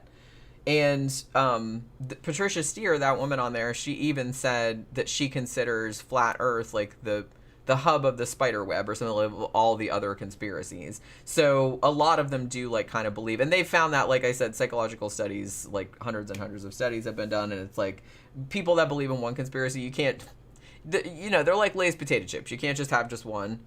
If you believe in one, then you believe in other ones too, because it's a psychological type. It's a, it's a mindset. So these people have that mindset, and maybe they had some weird beliefs, whether it was flat Earth or whether it was some other stuff, like I said, reptilians or whatever the fuck, whether it was that, and maybe so maybe these weird beliefs like kind of isolated them, like from friends and family. Maybe people were like, yeah, that's pretty weird, I don't really want to hang out with that person or whatever. So I feel like they were maybe kind of lonely. And then when they got into flat Earth and found this like large, relatively thriving community, and they all seemed like really nice people, and it's like they all wanted to talk about the same kind of stuff, and they have like all these meetups and stuff. So they wanted to do that. And like I said, it became part of their identity. And it was just very instructive to me that a lot of people at the convention were not really talking about, some of them were like talking about, we got to do scientific proofs of flat Earth, but most of them were talking about the sense of community that they had found. Like one guy on there, that this kind of made me sad, but like this one guy that was on there, and he was like wanted to hug Mark Sargent and everything like that, because he was kind of the guy. I don't know if he organized it, but he's like one of the main guys in the movement. And he basically, this other guy said, I was tired of being called an idiot. And it's like, so I guess he found like a circle of like-minded people that wouldn't make fun of him for having these weird-ass beliefs. And so, and the thing about it too, and much like a cult, once you get into it like that and you have all of this camaraderie and everybody that has the same worldview as you, then it's really difficult to get out, because if you get out, then all your friends are also gone. Ben Frail saying, well, don't you always arrive when you're supposed to? He's talking about the time when I was talking about the map. Yeah, you always arrive when you're supposed to if it's a sphere. Okay, but if you were to flatten it out, you would increase the distance between the 2 points, where you left and where you wanted to arrive. So it would take longer. But that doesn't happen because it's a sphere. Well, the weird thing too, and this is another thing that kind of blows my mind, is that, I mean, it doesn't really, because I kind of know why they do it, but in the documentary, Mark Sargent, one of the arguments that he made for like flat Earth, with like a fucking straight face, he says this like outright.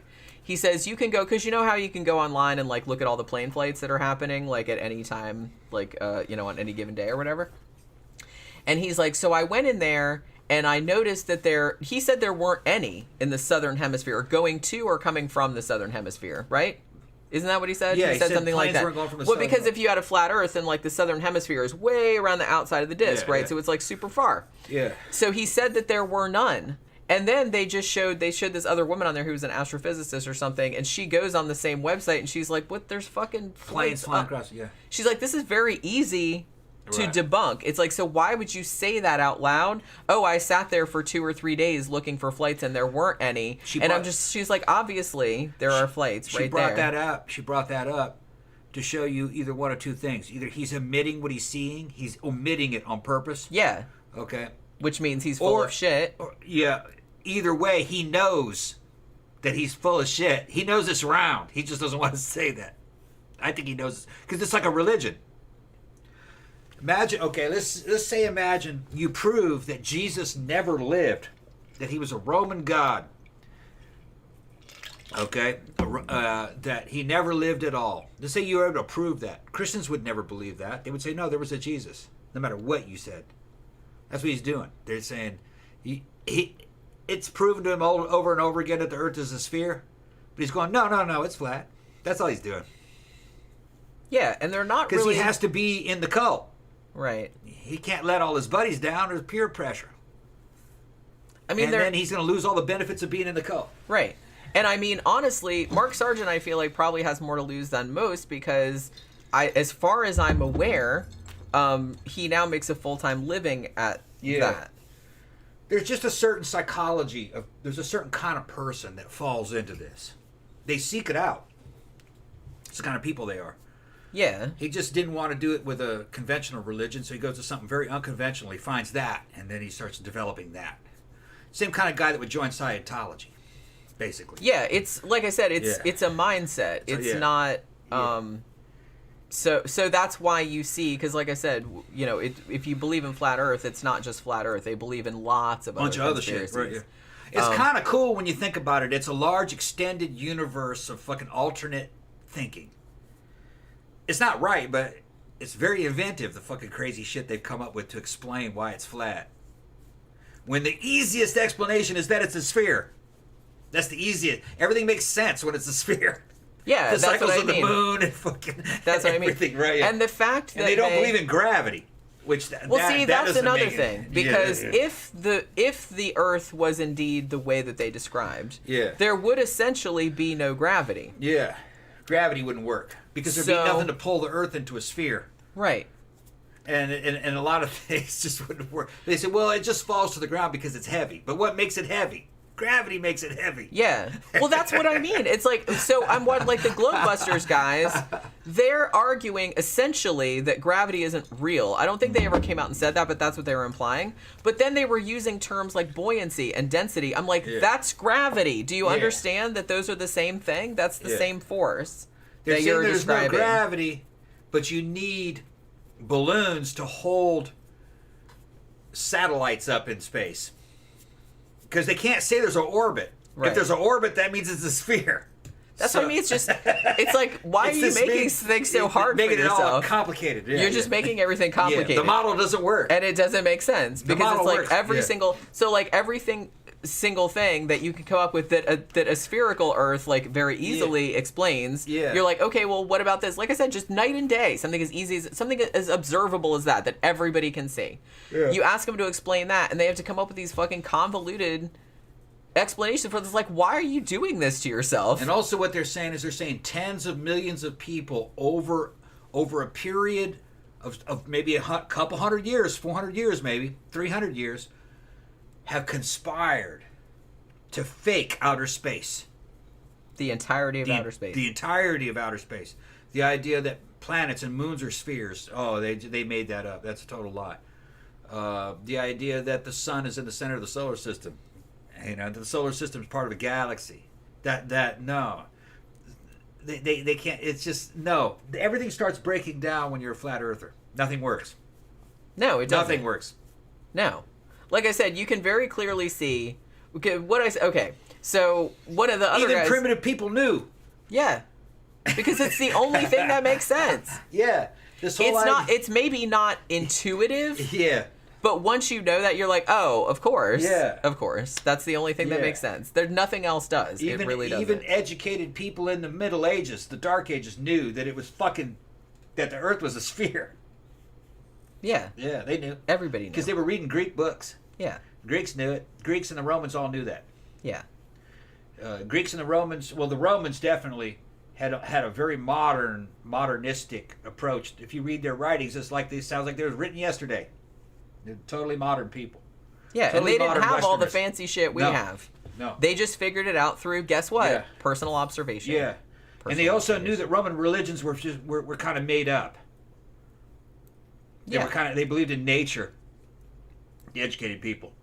Roman religions were made up. It was just to bind the society together and give uneducated people something to believe in, and to give people hope, and that they were promoted values, and it was a way of teaching people how to behave, and that they were good.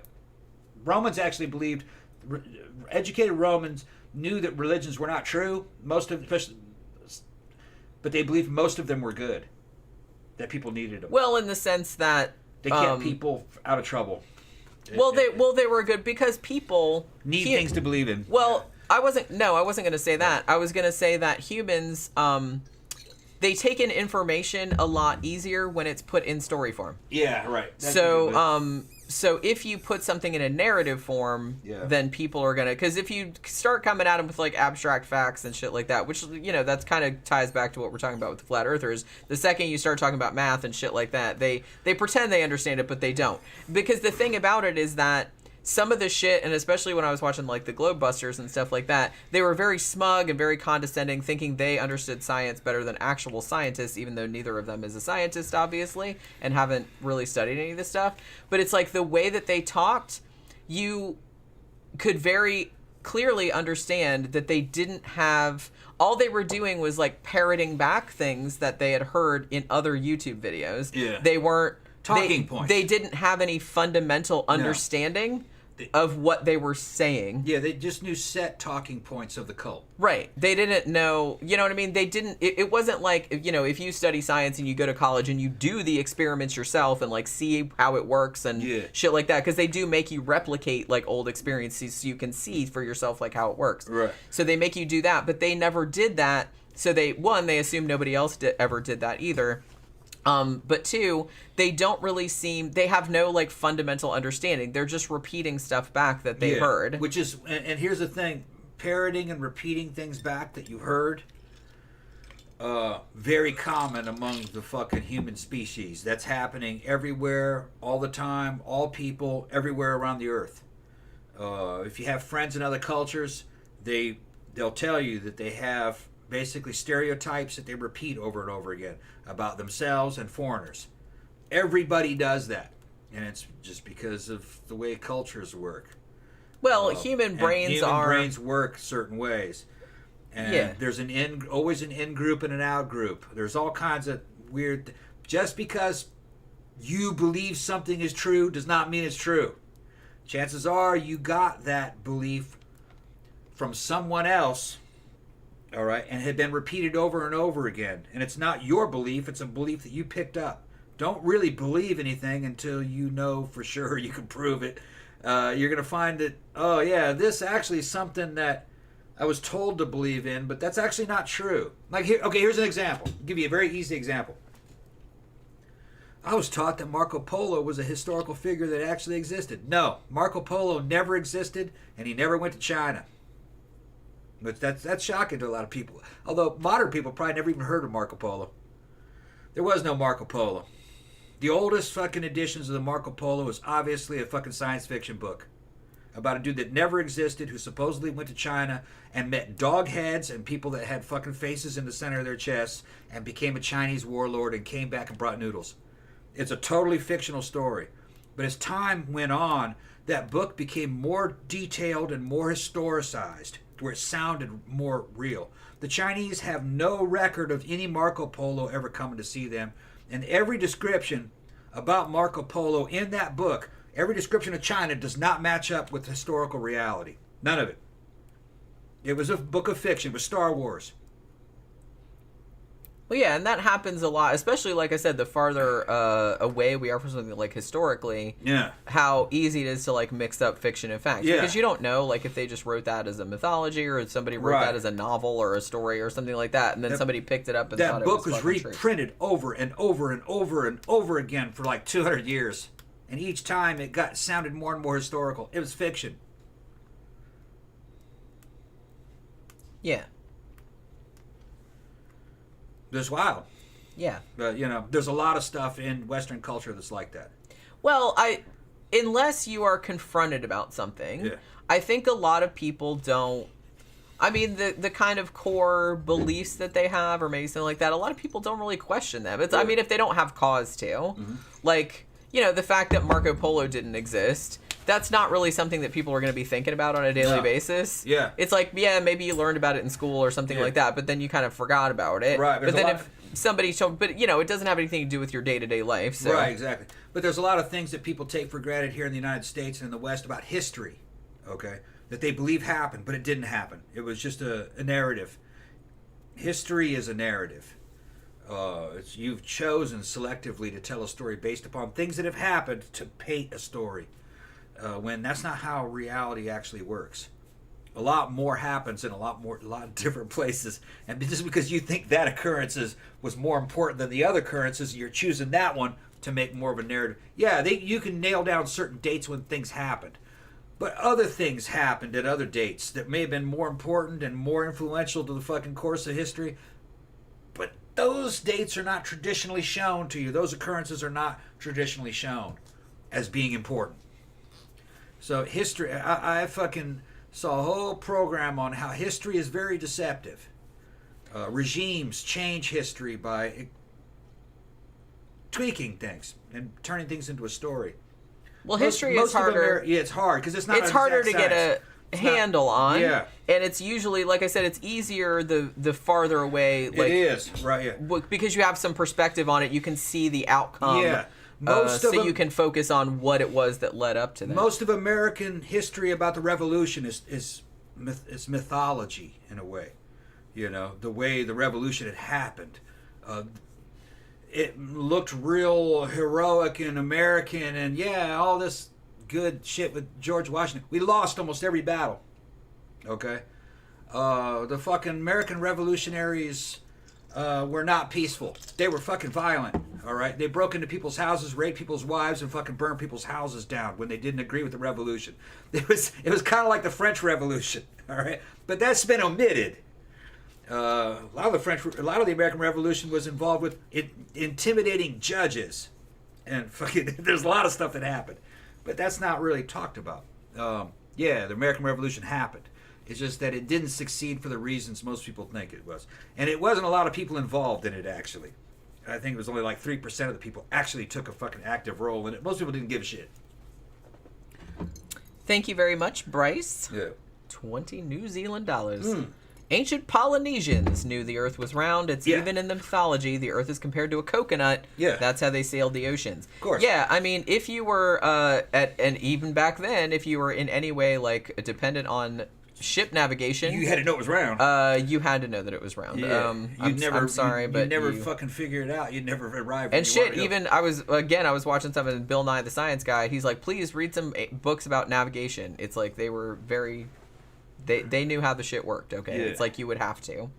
Now, Sebastian brings up a point. Scientists don't lie, do they? Well, yeah, everybody lies sometimes.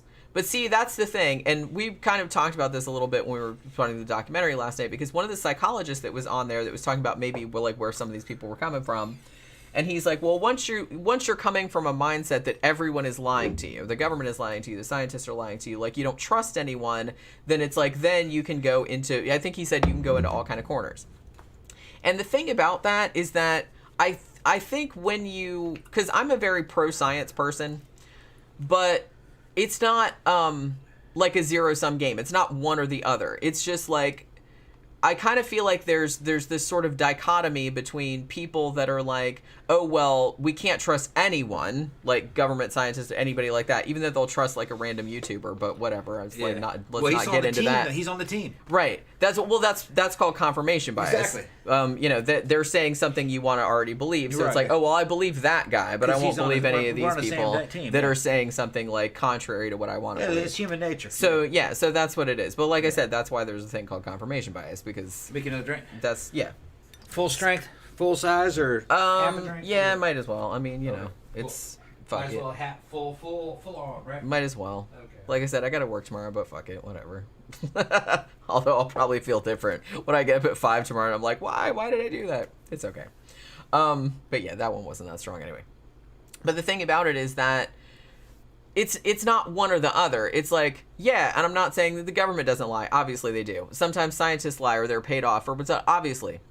But the fact that happens sometimes, it doesn't follow that happens all the time. And the thing about it is that science is not really... I kind of feel, too, that people that have a more dogmatic point of view, like flat earthers, like creationists, like people like that are into like certain conspiracies, that are more dogmatic than reasoned, even though I'm sure they wouldn't categorize it that way, they are going to say, like, any evidence that you give them, like, that is contrary to what they already believe, they're just going to dismiss it. They're going to say it's fake. As much as they ask you, show me evidence of this, show me evidence of flat earthers do it, creationists do it. It's like, well, show me evidence, show me how this could have evolved. Like creationists used to go, it's like, oh, well, show me how the eye evolved. So like many scientists were like, well, here's like several examples in nature, and this was where it was convergent evolution, and here's there and that and the other.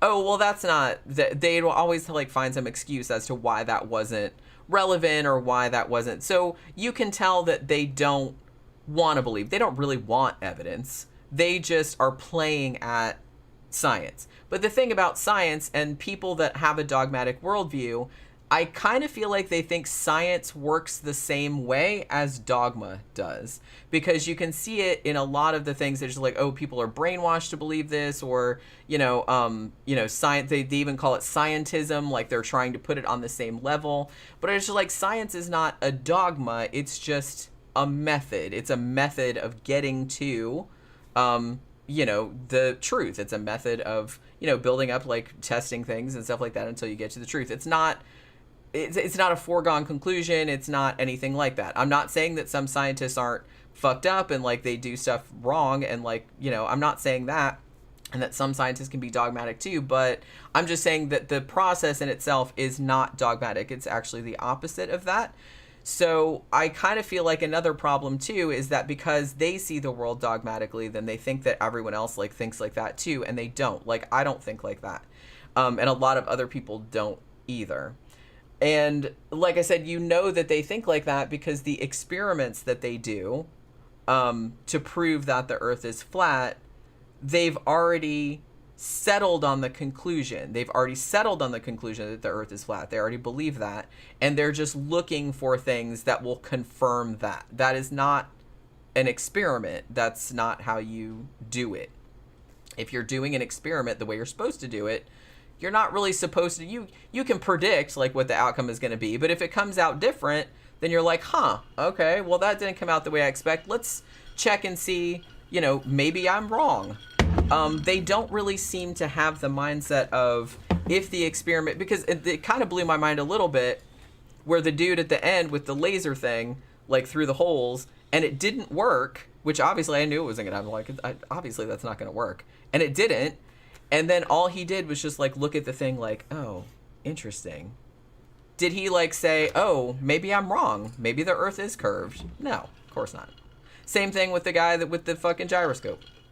Oh, maybe I'm wrong. Maybe the Earth is moving. Maybe there is a 5% drift. It's just like everybody said that they figured out like a long time ago. Maybe I'm wrong.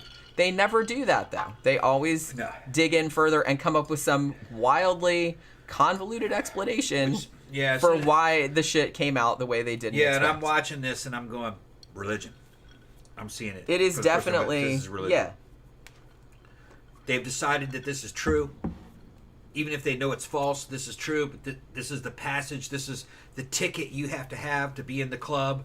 So they have to defend it at all. They're going to defend it to the death, even though they know it's not true. But they have to be in this club. Well, and I think there's something of, maybe like a little bit of the sunk cost fallacy where you're just kind of like, I'm so Partially. invested in this now that it's like I can't get out. One, I'll look stupid. Two, I'll like lose my whole livelihood, or I'll lose all my friends, or I'll lose my social group or something like that because they're too invested in it. I think it mostly has to do with social group. Because look at it this way.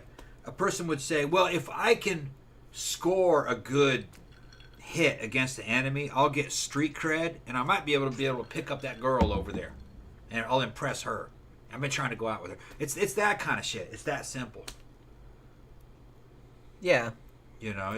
I'll be able to impress my friends. It does seem like, even though they know it wasn't a real victory, it's largely they seem to get into it for emotional reasons. It's emotion. Yeah. They don't really seem to get, as much as they might argue otherwise. No, it's emotion. This is something that, even if they do believe that the Earth is flat, which some of them seem to, because I kind of thought nobody can really believe that, come on. But some of them actually do seem genuinely sincere. I don't know if deep down they really believe it, but up front they definitely do seem sincere in their belief. And I just kind of feel like, I don't know, maybe this is just something that makes them feel better. Like I said, because it makes them feel special, it makes them feel unique.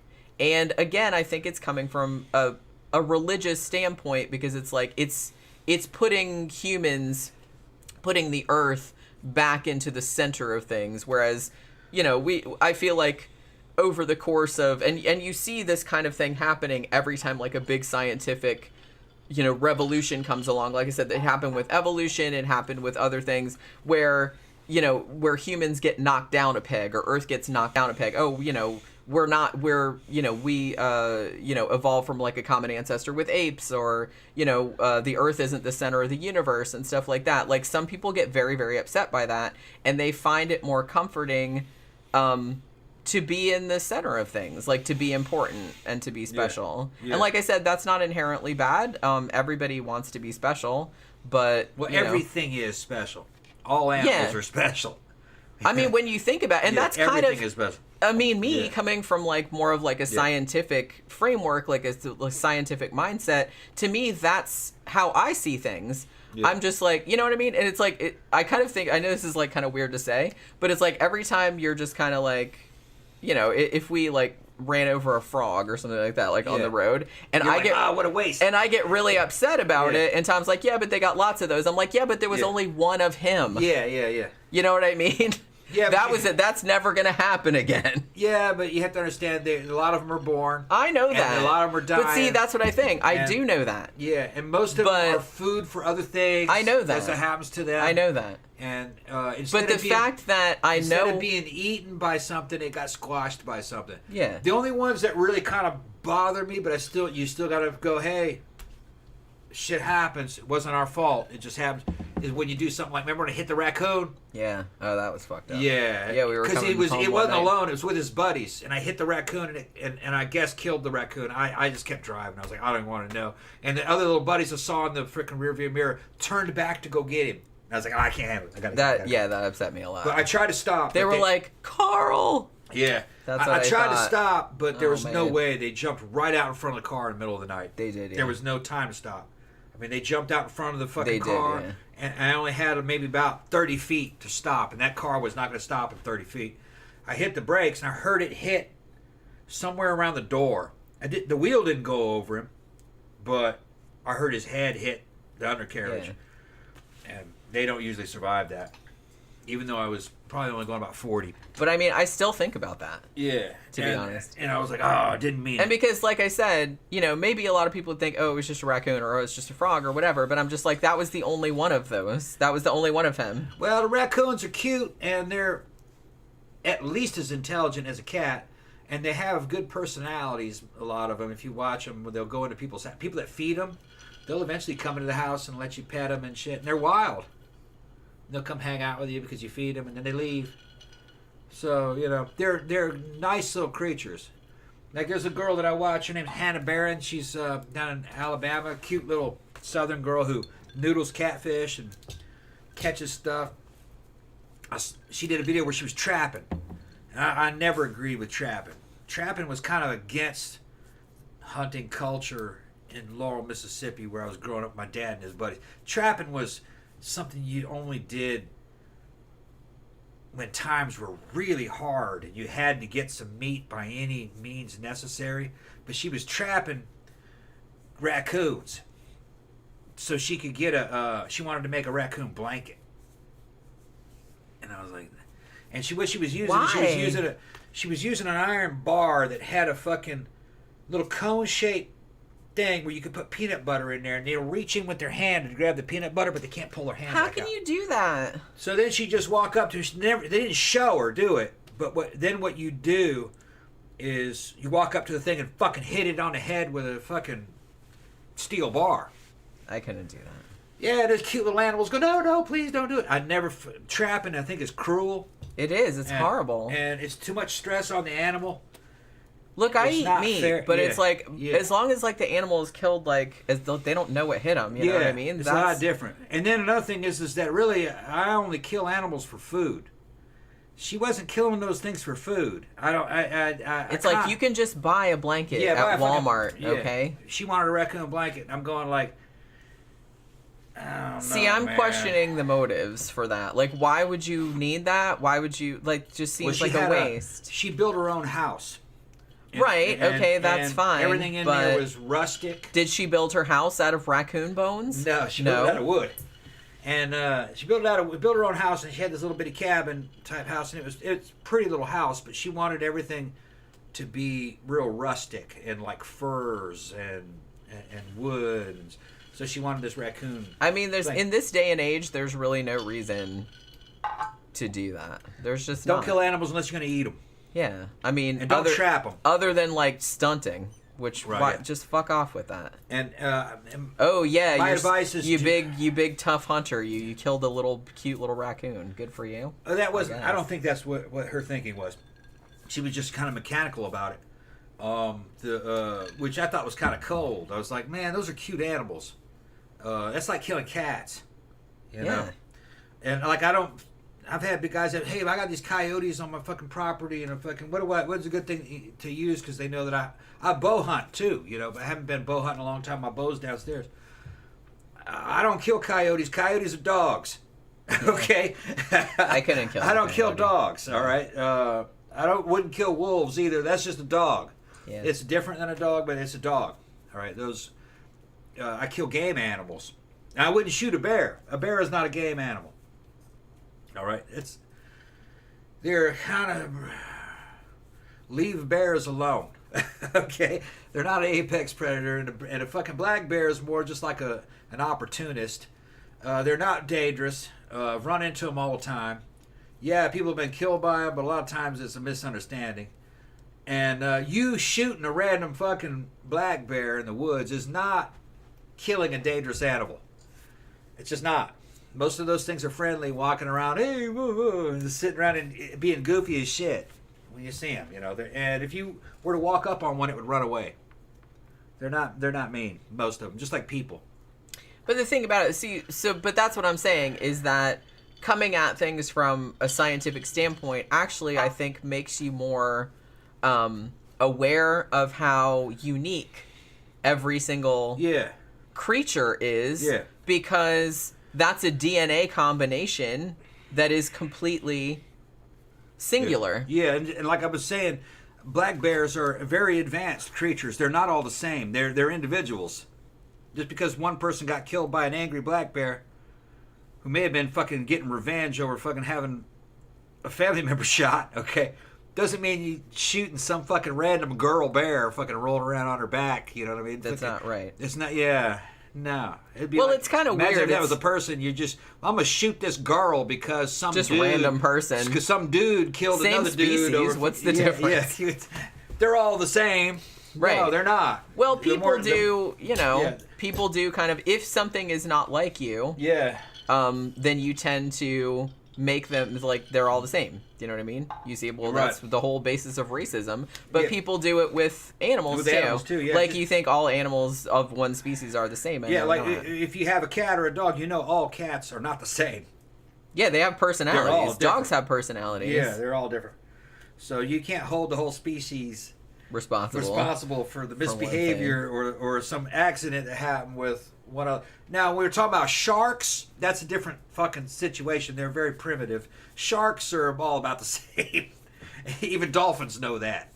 But dolphins aren't the same. No. Yeah, they're a lot more advanced.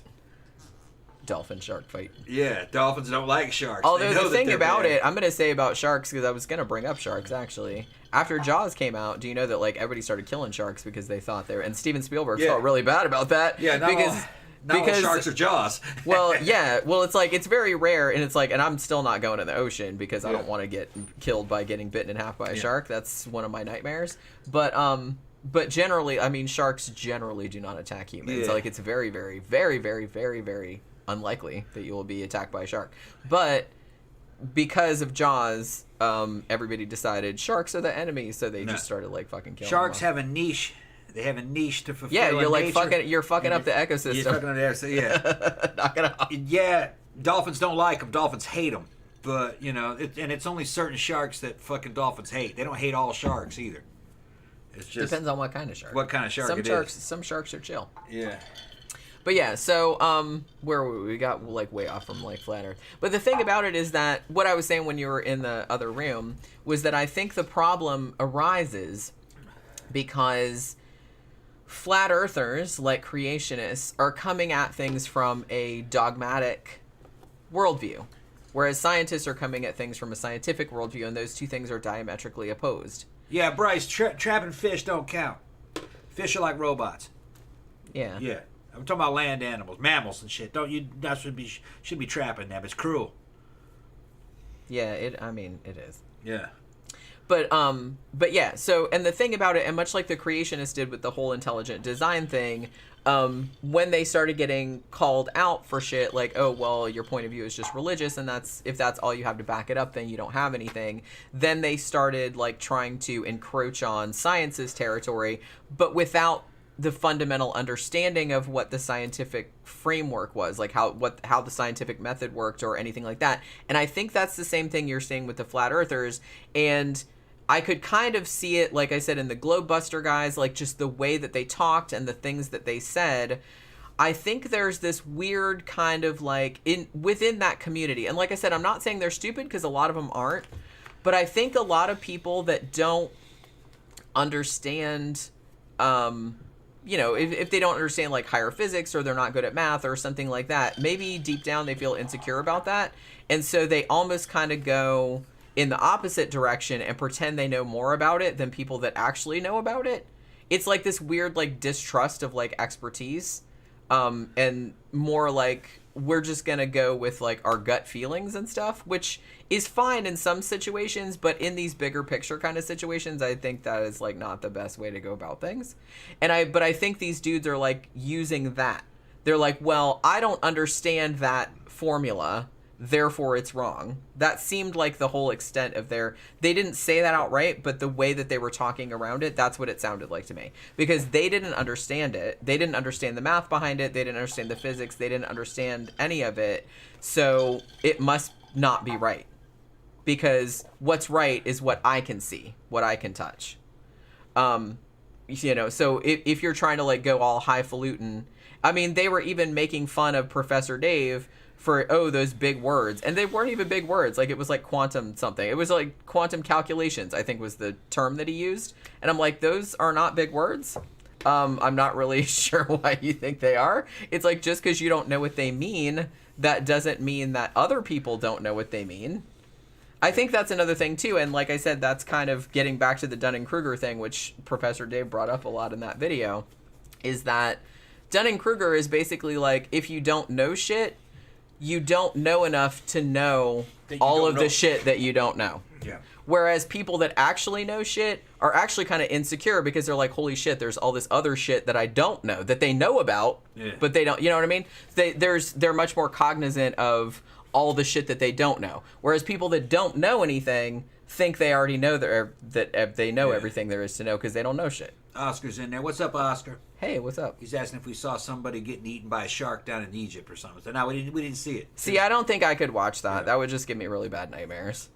I mean, like, to me, like, this is why I don't go in the ocean anymore. I used to when I was a kid, because I used to live right on the ocean, but I don't do that shit. Ocean isn't a problem here in Florida. The problem here is fucking these creeks and fucking alligators. I don't want to get eaten by an alligator either. I saw a video of people freaking out. I don't want to get eaten by anything, ideally. I saw a video of people freaking out. They're taking their phone and they're fucking poking it over the fucking edge of a little bridge going over a little bitty creek, and there's an alligator swimming by with a dead woman in its mouth. She's floating on us. Remember that one?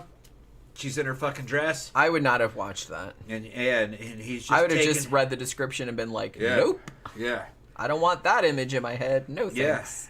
Yeah. I think he had her by the ankle. She was dead, floating on top of the water, and he's just swimming with her, and taking her down to somewhere to let her rot up so he can eat them. Because fucking they can't really eat fresh meat.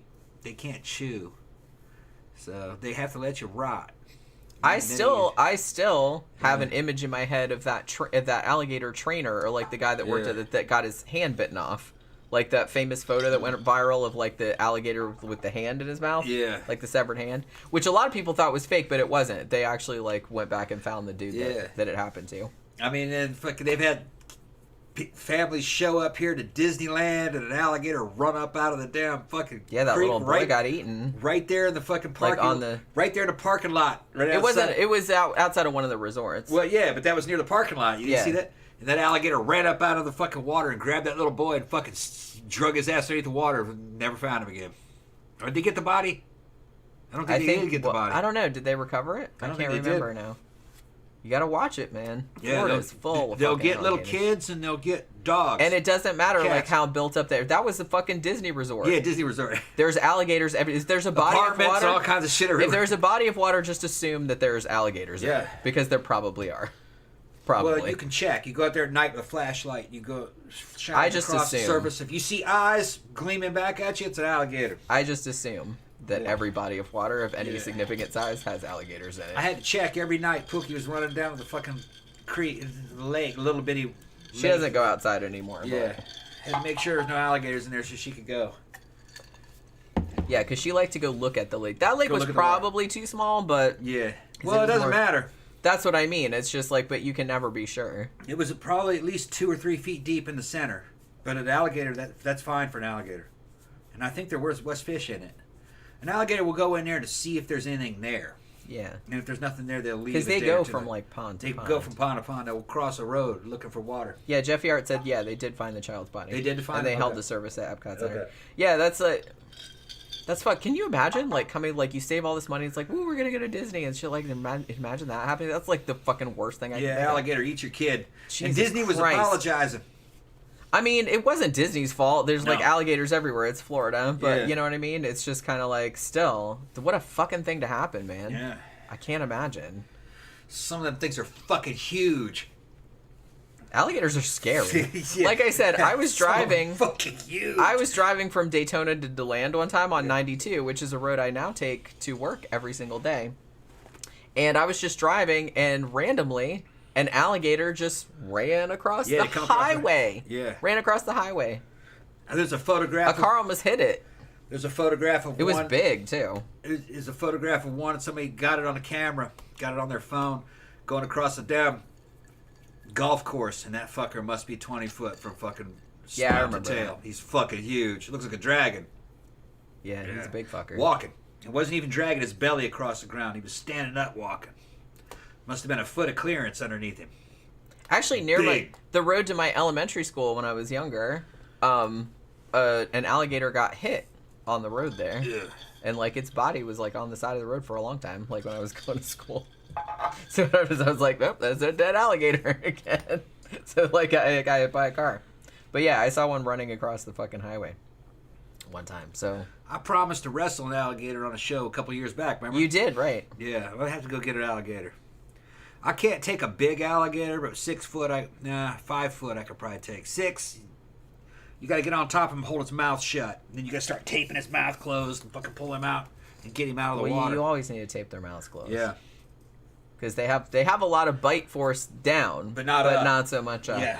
So if you can, like, do that, I mean, I'm not advising this, but I'm just saying if you can get your hands around their snout, which some of them it's kind of too big to do that, but if you can do that, like, they usually can't. I saw a news report recently that they found a headless alligator on the side of the road. No explanation.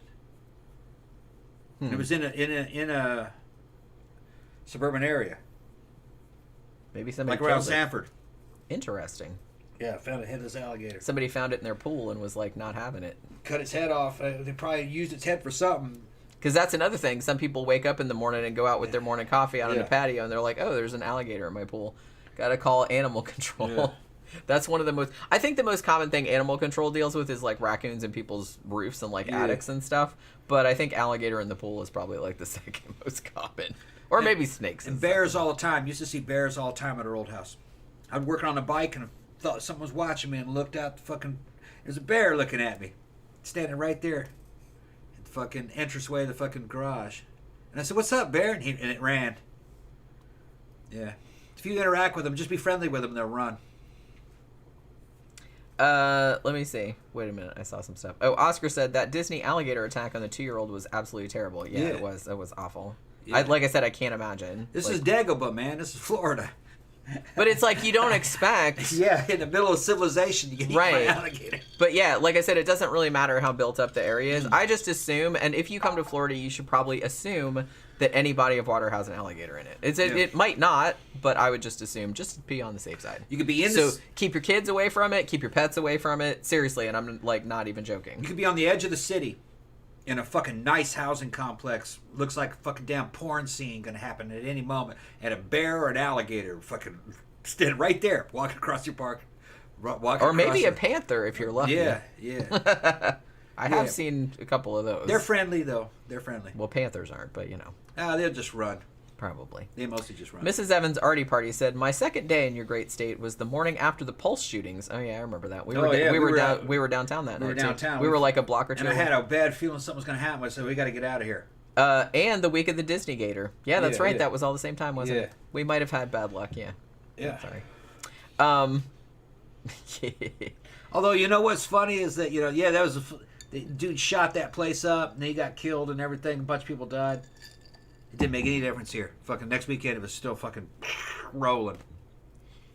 Well, Civilization's tough. You don't let people like that defeat you. Like, oh well, that's it. We can't go out now. Well, that's the thing. It's like even if it did drop off for a couple of weeks, after a while you're just kind of like, man, you can't let one motherfucker like just control your life. The club we hung out with, fucking fucking one of the bouncers there kicked a dude out, and then fucking the dude went back to his car, fucking got a .22, came back, started shooting at the fucking bar. He was trying to get in, and he was he shot at the door. He didn't hurt anybody. Didn't hurt anybody. And he's doing this right next to the police station. The cops came out and fucking got his ass. Yeah, the police station was literally right there, around the corner, like fucking from where the club used to be. 20 meters from there. And yeah, there's like club, pizza place, police station. It was like right there. And dude didn't know where he was, I guess, or didn't care. And then there was another one where this happened downtown. Dude was just drunk as shit at the bar. And reaches in his pocket and pulls out a fucking pistol and puts it on the fucking desk or on the bar, and the whole bar clears out. He's just drunk as shit, and they call the cops. He starts walking out of the fucking club, out of the bar, and the cop tries to shoot him, misses him, and shoots the fucking bartender girl. Remember that? Mm-hmm. Remember that happened? And then I think that guy shot himself. Or the cop shot him. I don't remember. I don't remember either. But he was just so blasted. That dude was so drunk he didn't know where he was.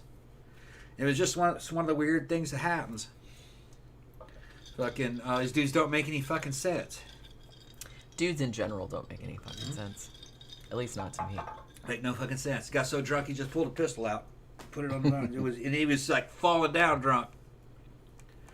Yeah, Jeff Yard said the club where I work at, security, is right across the street from the Wilton Manners Police Department. Yeah, the club we go to now, I mean, where it used to be was right downtown. It was like right on a main drag, like corner. And like I said, it was like there was that place and then pizza place and then police department. Where they are now, they don't have as many problems anymore because now they're in the warehouse district, so they're not downtown, so you don't get walk-in. Like, you basically have to... It's not even, you can't even see it from the road, actually. Yeah. You have to know where it is. You have to go back behind all these other, like, warehouses and all this other kind of shit. There's no sign. There's nothing. You just have to know where it's at. So you don't get any, like, randos walking in, so it's, like, much safer. I don't even think they have bouncers anymore. They have a door guy. That's about it. Where are we talking about? At Barbarella. Oh, Barbarella. Barbarella doesn't need security. No. Nobody knows where it is. Like I said, nobody knows where it is. Yeah, that's there's no sign, there's no anything. That's players only. Yeah. Go to that place. Yeah. It's like I said, it's in a warehouse complex where everything else is closed. Yeah. And if you don't know where it is, you're not going to find it. No, you can go in there half dressed. There's a girl as safe as shit because it's nothing but scenesters and there's no public. It's awesome. It's all private. As much as I loved their downtown location, like I loved that bar. I loved that location. There was just something about it. I mean, it was so cool, like inside, and there was like such a great vibe about it, like such great energy. I loved that, and I miss it. Yeah. But on the other hand, like where it is now is, I feel much safer going there because you know that like just random ass people aren't going to walk in. There's not people walking by going, hey, let's go in here and fuck with these people, you know what I mean? Which used to happen at the old place because it was right there. It's like right on the main drag. What happened? COVID hit and all the good clubs downtown fucking went out of business, and the landlords got desperate and lowered all the rents. And shitty clubs move in and went ghetto as fuck, man. Shootings went up and everybody just left. It'll be years before that shit recovers. What is it like now? I mean, we haven't been. I don't know. I haven't been down there. I heard that like a bar, like a club, opened up in Old Barbarella, but it closed again, like pretty quickly. Yeah. I don't know if that's the case, but I thought that was what I heard, and I thought it was another country western bar, which is dumb. Which is dumb because there's one right across the street. Yeah. There's a country western bar like right there, like right across the street from them. I don't know why they need another one. But yeah, maybe iBar will be able to get back in there eventually. I would like that because, like I said, I do love that. John might be able to get back in there. I do love that location. Yeah. I don't love all the random ass people walking in. Yeah, and all the fucking gang fighting and shit. Yeah, like it wasn't super dangerous after yeah, it wasn't super safe. Yeah, after COVID, it got real dangerous. But the cops will get a hold of it. You just need to get fucking higher end fucking events going. You know what I mean? And it'll push all the fucking riffraff out. Yeah, but you know, like I said, it's kind of the money same. Got sucked out of downtown. It's kind of the same thing we're going through with mannequins, where you know, a lot of people go there, but it's like a lot of the people that go there, it's like you're not really sure if you want them to be there or not because they're just causing trouble. Yeah. Because it's right there, like in the main drag, so everyone's just gonna wander in. Yeah. And that's never a good look. Baseball caps, rednecks, and fucking cargo shorts, and Crocs. And fucking white. And obnoxious ass attitudes. Yeah, white ass grabbing motherfuckers. White hood rats, and I got to fight every time I go there. Yeah. I win, but I got to fight. Eventually, I'm going to run into a motherfucker who's going to be crazier than me. That's what I mean. It's like that's what eventually what will happen. That's why I worry about it. Yeah, I do like going there. And it's fun. I'm stupid, and but I'm not that stupid. I know that eventually, you're in combat long enough, your number will come up. Yeah, there's always a bigger fish. And I got to keep fighting these motherfuckers because they keep grabbing your ass and shit. Just let me do it then. No, that was on trend too. So it's not like having a short fuse. There is no fuse. I'll knock them over. Yeah, there is no fuse. What are they going to do? I'm a girl. No, and I'm having sex and violence merging in, and I'm beating the fuck out of a motherfucker, and I'm going to rape you. You just get mean as fuck. Just crazy. I don't want to be in that situation anymore. Fucking, the next thing you know, fucking... I'm not really worried about the law here. It's not like a normal place. People here are not real... This is not a real litigious fucking culture. If guys fight, they usually don't... They just don't go to the cops. You're like, oh, he hurt me. You know, that's not going to happen here. But if it gets real fucking violent, you know what I mean? Dudes start shooting at one another, the cops have to get involved. And well, see, and that's what I was kind of worried about, like that shit that went down before, like where I got tackled and stuff like that. I'm like, what would have happened if that dude had happened? Like, what if he had a knife? He was like on top of me. If he had like stabbed me in the fucking liver or something like that, I'd been dead. You know what I mean? No, you would have lived, but he wouldn't have. But I mean, he wouldn't. But he didn't know when he fucking stomped that dude in a greasy spot. Once I recovered, I would have finished off what was left of him. Yeah, but you know what I mean? Yeah, he would have stomped him into a greasy spot. But I'm just saying that could have happened because that dude was. Well, yeah, but all the more reason for him to have something on him because he knew that he couldn't like do anything with his fist. The only reason why that happened is because they pulled me off. Yeah. Well, they tricked me into stop attacking. They tricked you. Tom. That girl fucking did that. Yeah, Tom, let him go. I let him go and he attacked you. But they got him out. They everybody else grabbed him so quickly though. Yeah, I mean, I didn't get hurt. I was just surprised. Yeah. Because I was like, what the fuck is happening right now? He thought you were me. I guess. I've been ringing his bell. Well, That's what he told everybody else. That he didn't know it was you. He thought it was me. He wasn't in his right mind to start with, I don't think. Yeah. I don't know what the fuck he was on. I don't know if he was just really drunk or really high or both, or I don't really know. We got to get back to the topic, man. Well, I know it's like it's getting to be like my bedtime. Is it? But it's getting late. But yeah, that's what happens. This has been a good show, though. Fun show. Here was a quote that I found very interesting. This was from Stephen Novella, and he was talking about modern flat earthers. And one of the things that he said, and this was something that Tom said when I was telling him we were doing a show about flat earthers, he's like, none of them really believe that, come on.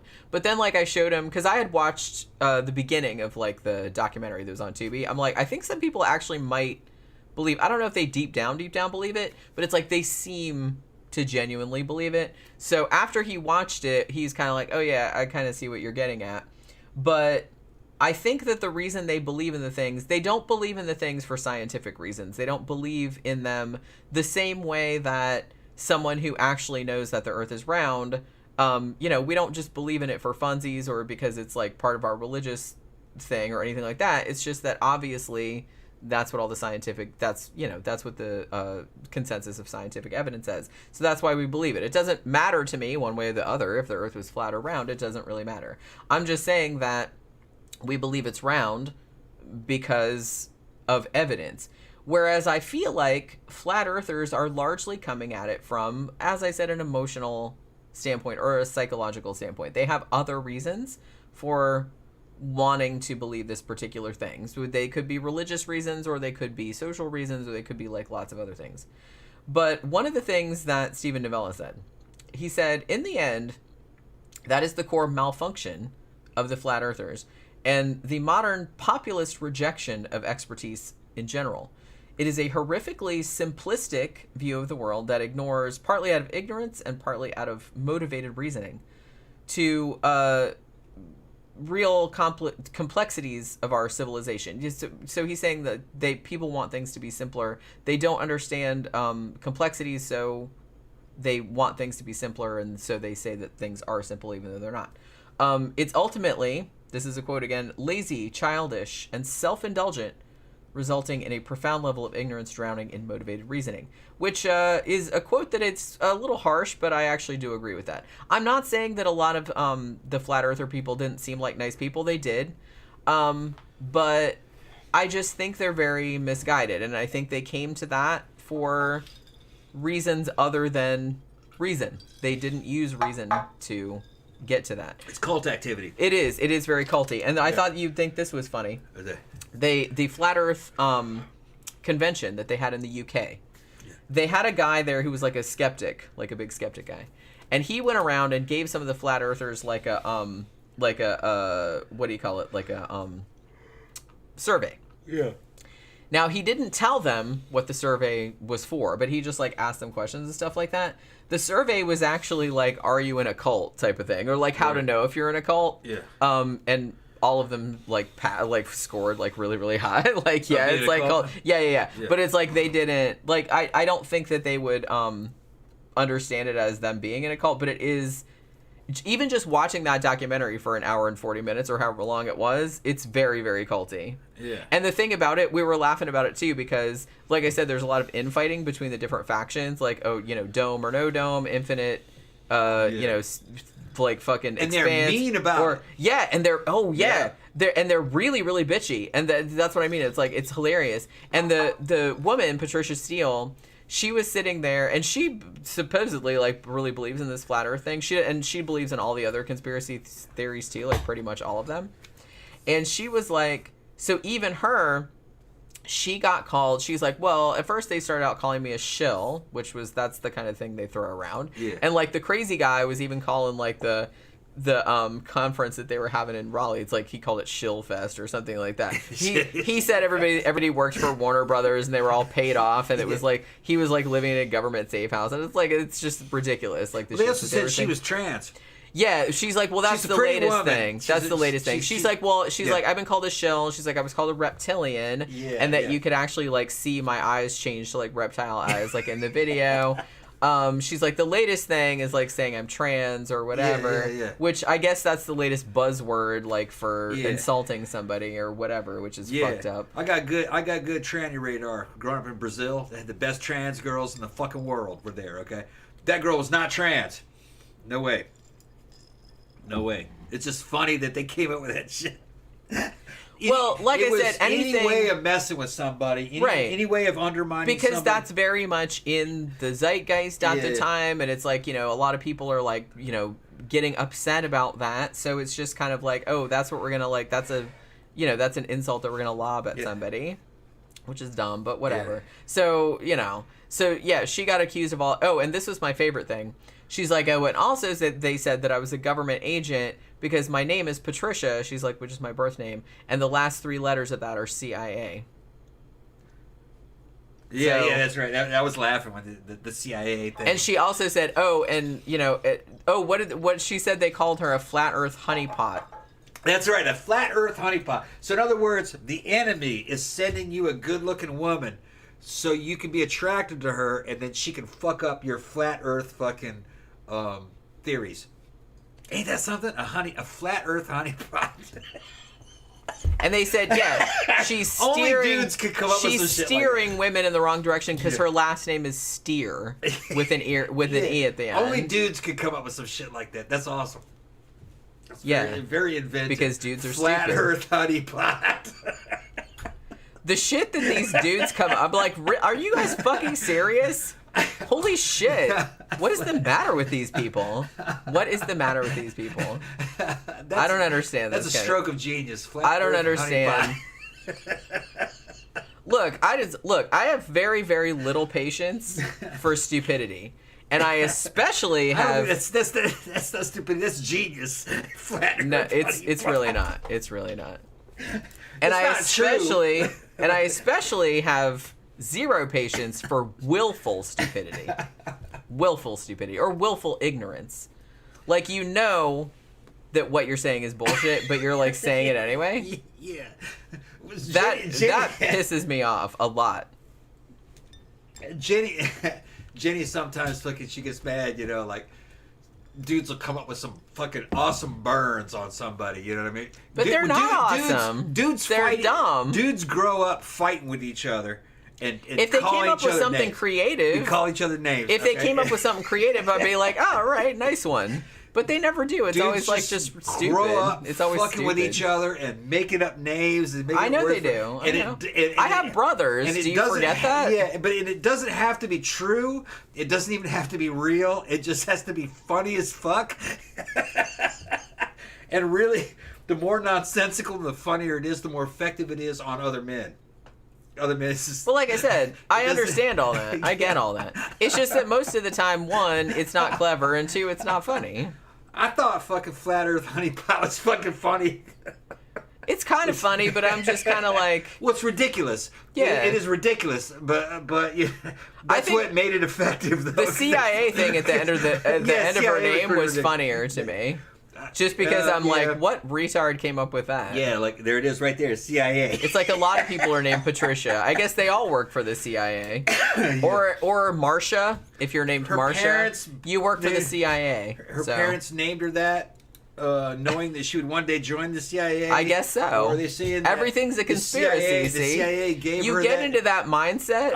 Okay, look. Every single the thing CIA is connected. gave her that name as a code name. But you see, they have to have a legal disclaimer, okay? Right. It says CIA in it, so therefore she's not technically undercover. They're not breaking any laws. Right. Because it says right there, she's CIA. That sounds like that's what the shit they would come up with. That's some shit they would come up with. Yeah. Well, and here's what kind of made me mad about that whole discussion, where she was telling the documentary filmmaker about all the shit that had been lobbed at her, like all the hate that she got. You know, she's a pretty woman. So she's not young. She's probably I don't know how. She's probably like my 40s, age. 50s. Yeah, okay. Look, for you men out there, she's cute. She's cute. Yeah. 40 plus, between 4. You know, she's maybe Jen's age, close to 50 maybe. Well preserved, good figure. Looked like she had implants. Pretty face. She is intelligent and very pleasant. Smith's fan. Yeah, Smith's fan. You know, she's intelligent and entertaining. She's wrong. Yeah. About Earth being flat. She's delusional, or it's a way of getting involved in the cult. Okay. Smith's fan, cat lover. I think it's more like a cult thing. It is more than anything else. But I like her. And we've said the same stuff about Scientologists. Is that's what, to me, that's what's so frustrating about them is that, and her in particular, she was like telling the documentary filmmaker about all of this stuff that other flat earthers, like in other little factions, had lobbed at her, and all of the stupid conspiracy theories that they made up about her. And yet she wasn't able to take it that extra level and say, oh, well, maybe all of this is bullshit too, because all the shit that they're saying is bullshit. So maybe this is also bullshit. Like, she couldn't really apply the same, because she knew that was bullshit, obviously.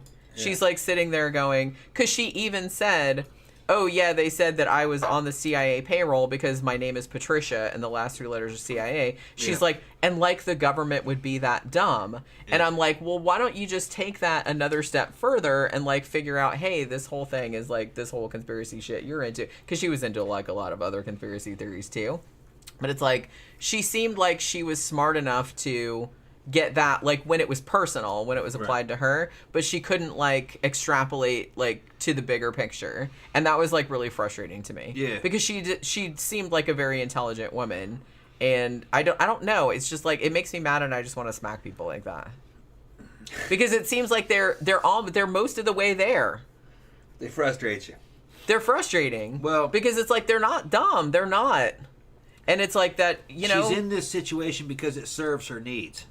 Yeah, it's social. And I know that it's it's more a psychological thing. I get that. Yeah. Like, I know that. Yeah. It's hard for me to understand because I don't have those. Yeah.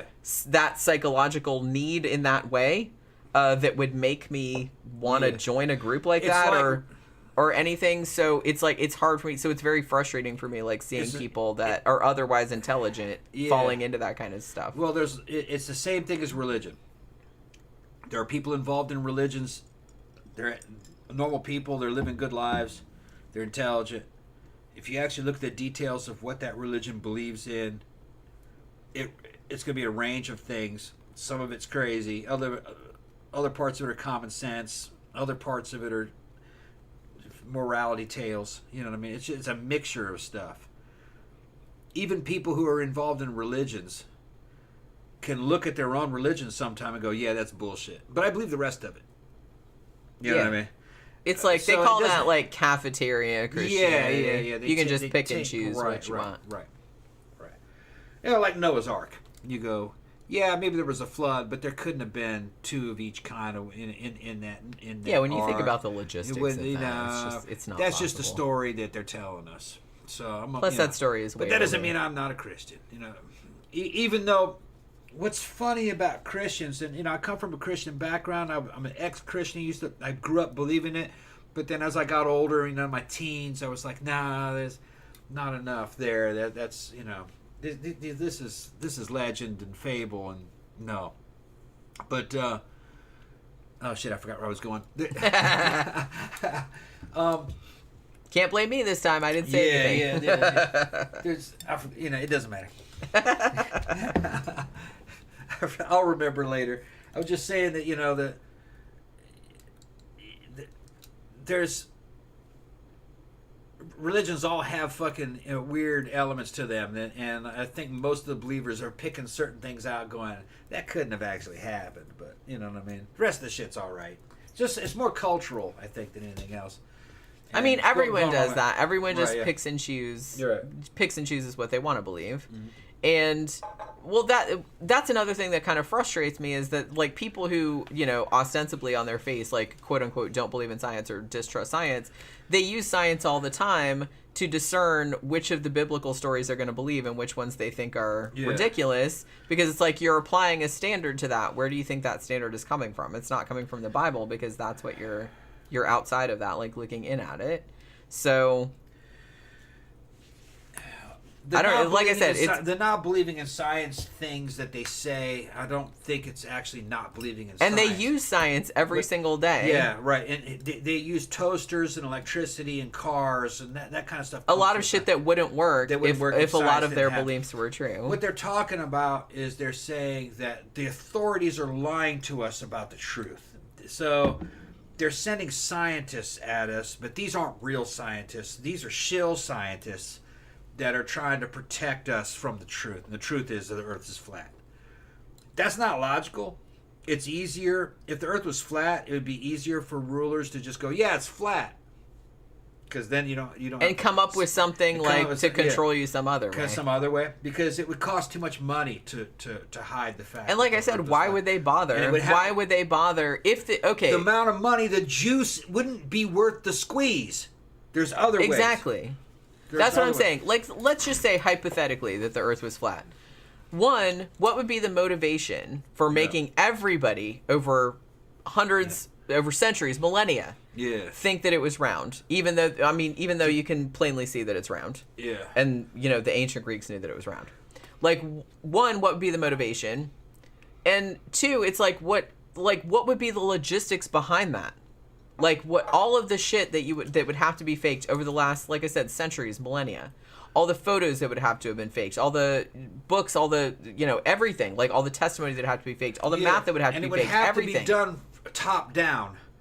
And there really is no top. The players in the tops changed over the decades. That's what. And yeah. This would be taking place over centuries. You couldn't hold it together for long enough. No, that's what I'm saying. I kind of feel like a lot of people with these conspiratorial mindsets, especially like that tend toward like these global conspiracies. Yeah. You kind of think that one, there's like these people at the top that are always running shit, that are always and everybody has the same idea and they're all on the same page and shit like that. That's not how humanity works. Humans are, chaotic. Yeah. You're never going to get two people to agree on anything, like much less like over centuries. Yeah. Like, you're never going to get everybody on the same page for that shit. Shit's going to leak out. It's just like, there's just no way. There's no way. There is some stuff, though, that is questionable. Okay. Like, for instance, we can get into it. The concept of fossil fuels. All right. The story that the oil companies have agreed to say here in Western civilization is that oil comes from fossils and old plant life and dinosaurs from millions of years ago. That it turns into oil through a process. Other people and outside the Western civilization say no, it's not what it is. What it is it's carbon and hydrogen under intense heat and pressure, making hydrocarbons. You could do that. You can take coal and hydrogen and under a lot of heat and pressure make synthetic oil. All right, the Germans were doing it in World War II, a long time ago. It stands to reason that the concept of fossil fuel was an invention of the oil industry to inflate the value of their oil to make it seem like a rare commodity. And this is bore out by the moon Titan going around Jupiter. It's covered in oil. Coal is everywhere. Carbon is fucking very common. So is hydrogen. They're the two most common elements in the universe. I personally do not believe that oil is fossil, has anything to do with fossils. I think it's just coal. The Earth formed with a bunch of coal during its formation process because there was a bunch of collisions that even caused the moon, and coal, which is just carbon. It's fucking super common. Coal and hydrogen. And the hydrogen came from fucking the Kuiper Belt.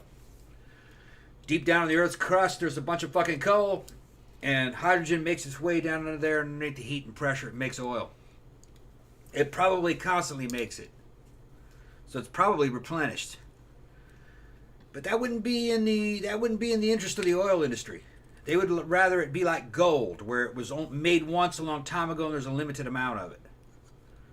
I'm sure you could burn it up. Maybe if you had enough shit, you could probably burn it up faster than it was being produced. And then maybe it's finite.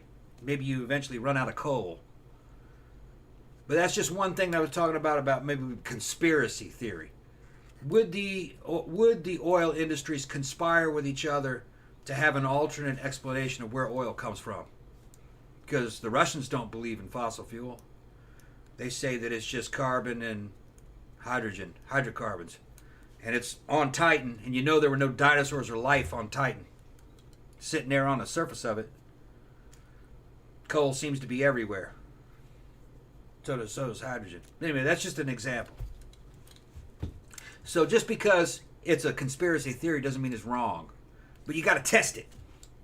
And some of the shit that these people believe in... Well, there has to be evidence for it. You can't just come at it and just assume that there's a conspiracy and then look for... Because you're just going to cherry pick shit. Yeah. That's confirmation bias. Yeah. You can't come at it thinking there's already something that's like, you just have to like investigate and see where the shit takes you. You know what I mean? And I don't know. I just kind of feel like Tammy's like 13 o'clock is fake. There is no Tom and Jenny. There is no Tom and Jenny. It's only Pookie. Pookie is running the whole shit. Pookie is controlling an AI program. She is, yeah. That you heard it here first. Yeah, we're admitting it. Making a fake Tom and Jenny. Yeah.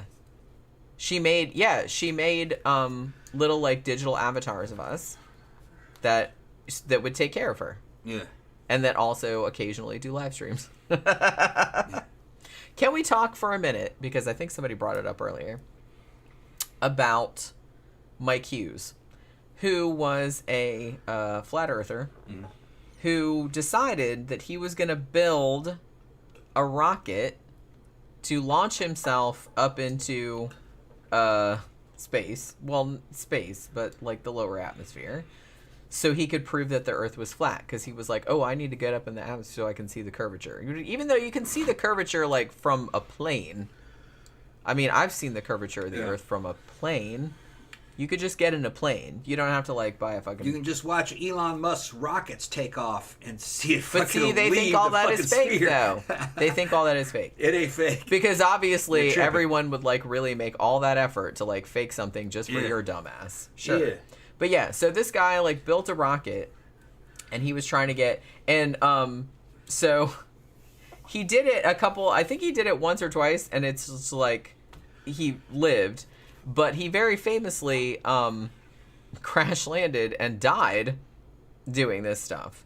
Now afterward, I think like his PR representative said, oh, he wasn't really a flat earther and he didn't really want that, but I'm pretty sure that he had gone out in the media and said that he was doing that whole stunt to prove that the Earth was flat. Like, he was building a rocket. And it cost, like, $20,000, like, his first one. Yeah. Like, he raised all this money and, like, went up into the fucking... But, yeah, he ended up crashing and dying. So, he literally did die for his beliefs, apparently. And what did it prove? Probably nothing. I don't know. It's just... I don't know. It's this kind of shit, it's just... something that is just so fundamental and so obvious that you could... I don't know. I feel like they just like being contrarian, maybe. Or being defiant. Or they're just so down that rabbit hole of everything is fake. We're in the Matrix, like those people. Which, like I said, whether we're in the Matrix or not, there's no way you could prove it. It's not falsifiable. So it's like, what fucking difference does it make? Really?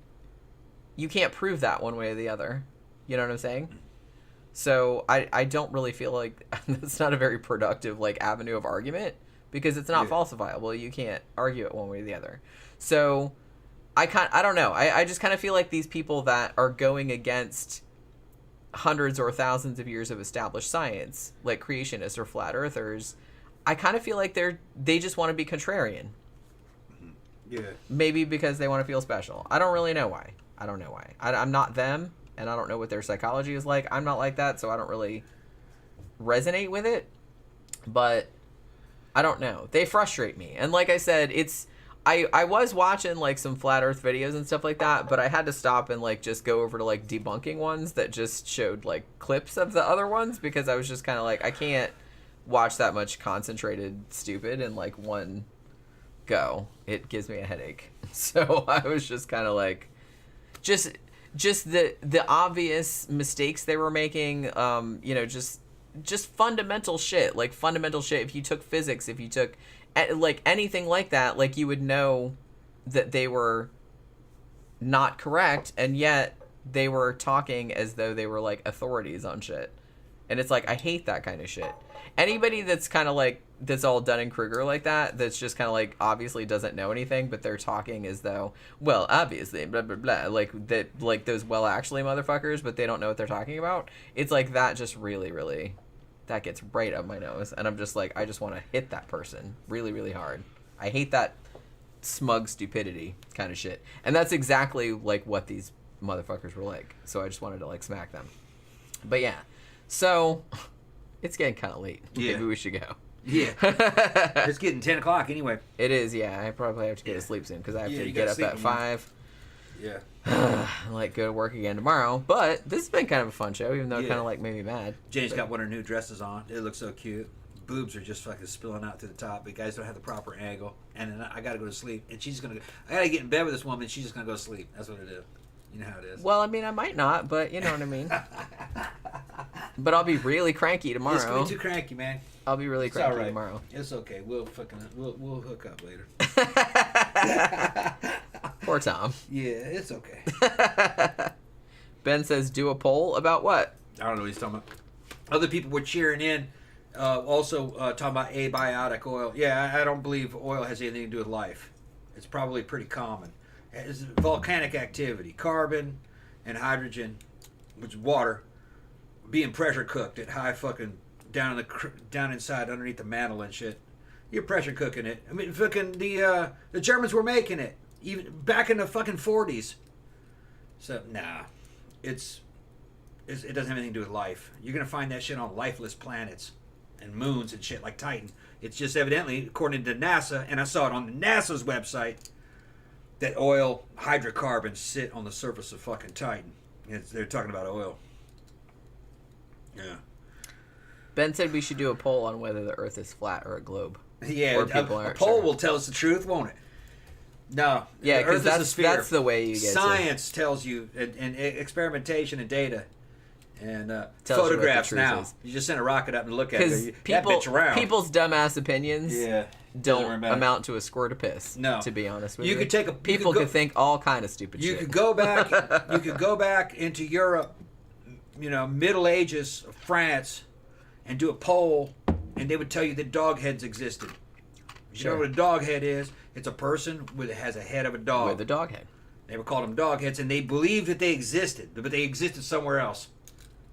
And the church was fine with it because they're Christians. The dog heads are Christians too. They're good people.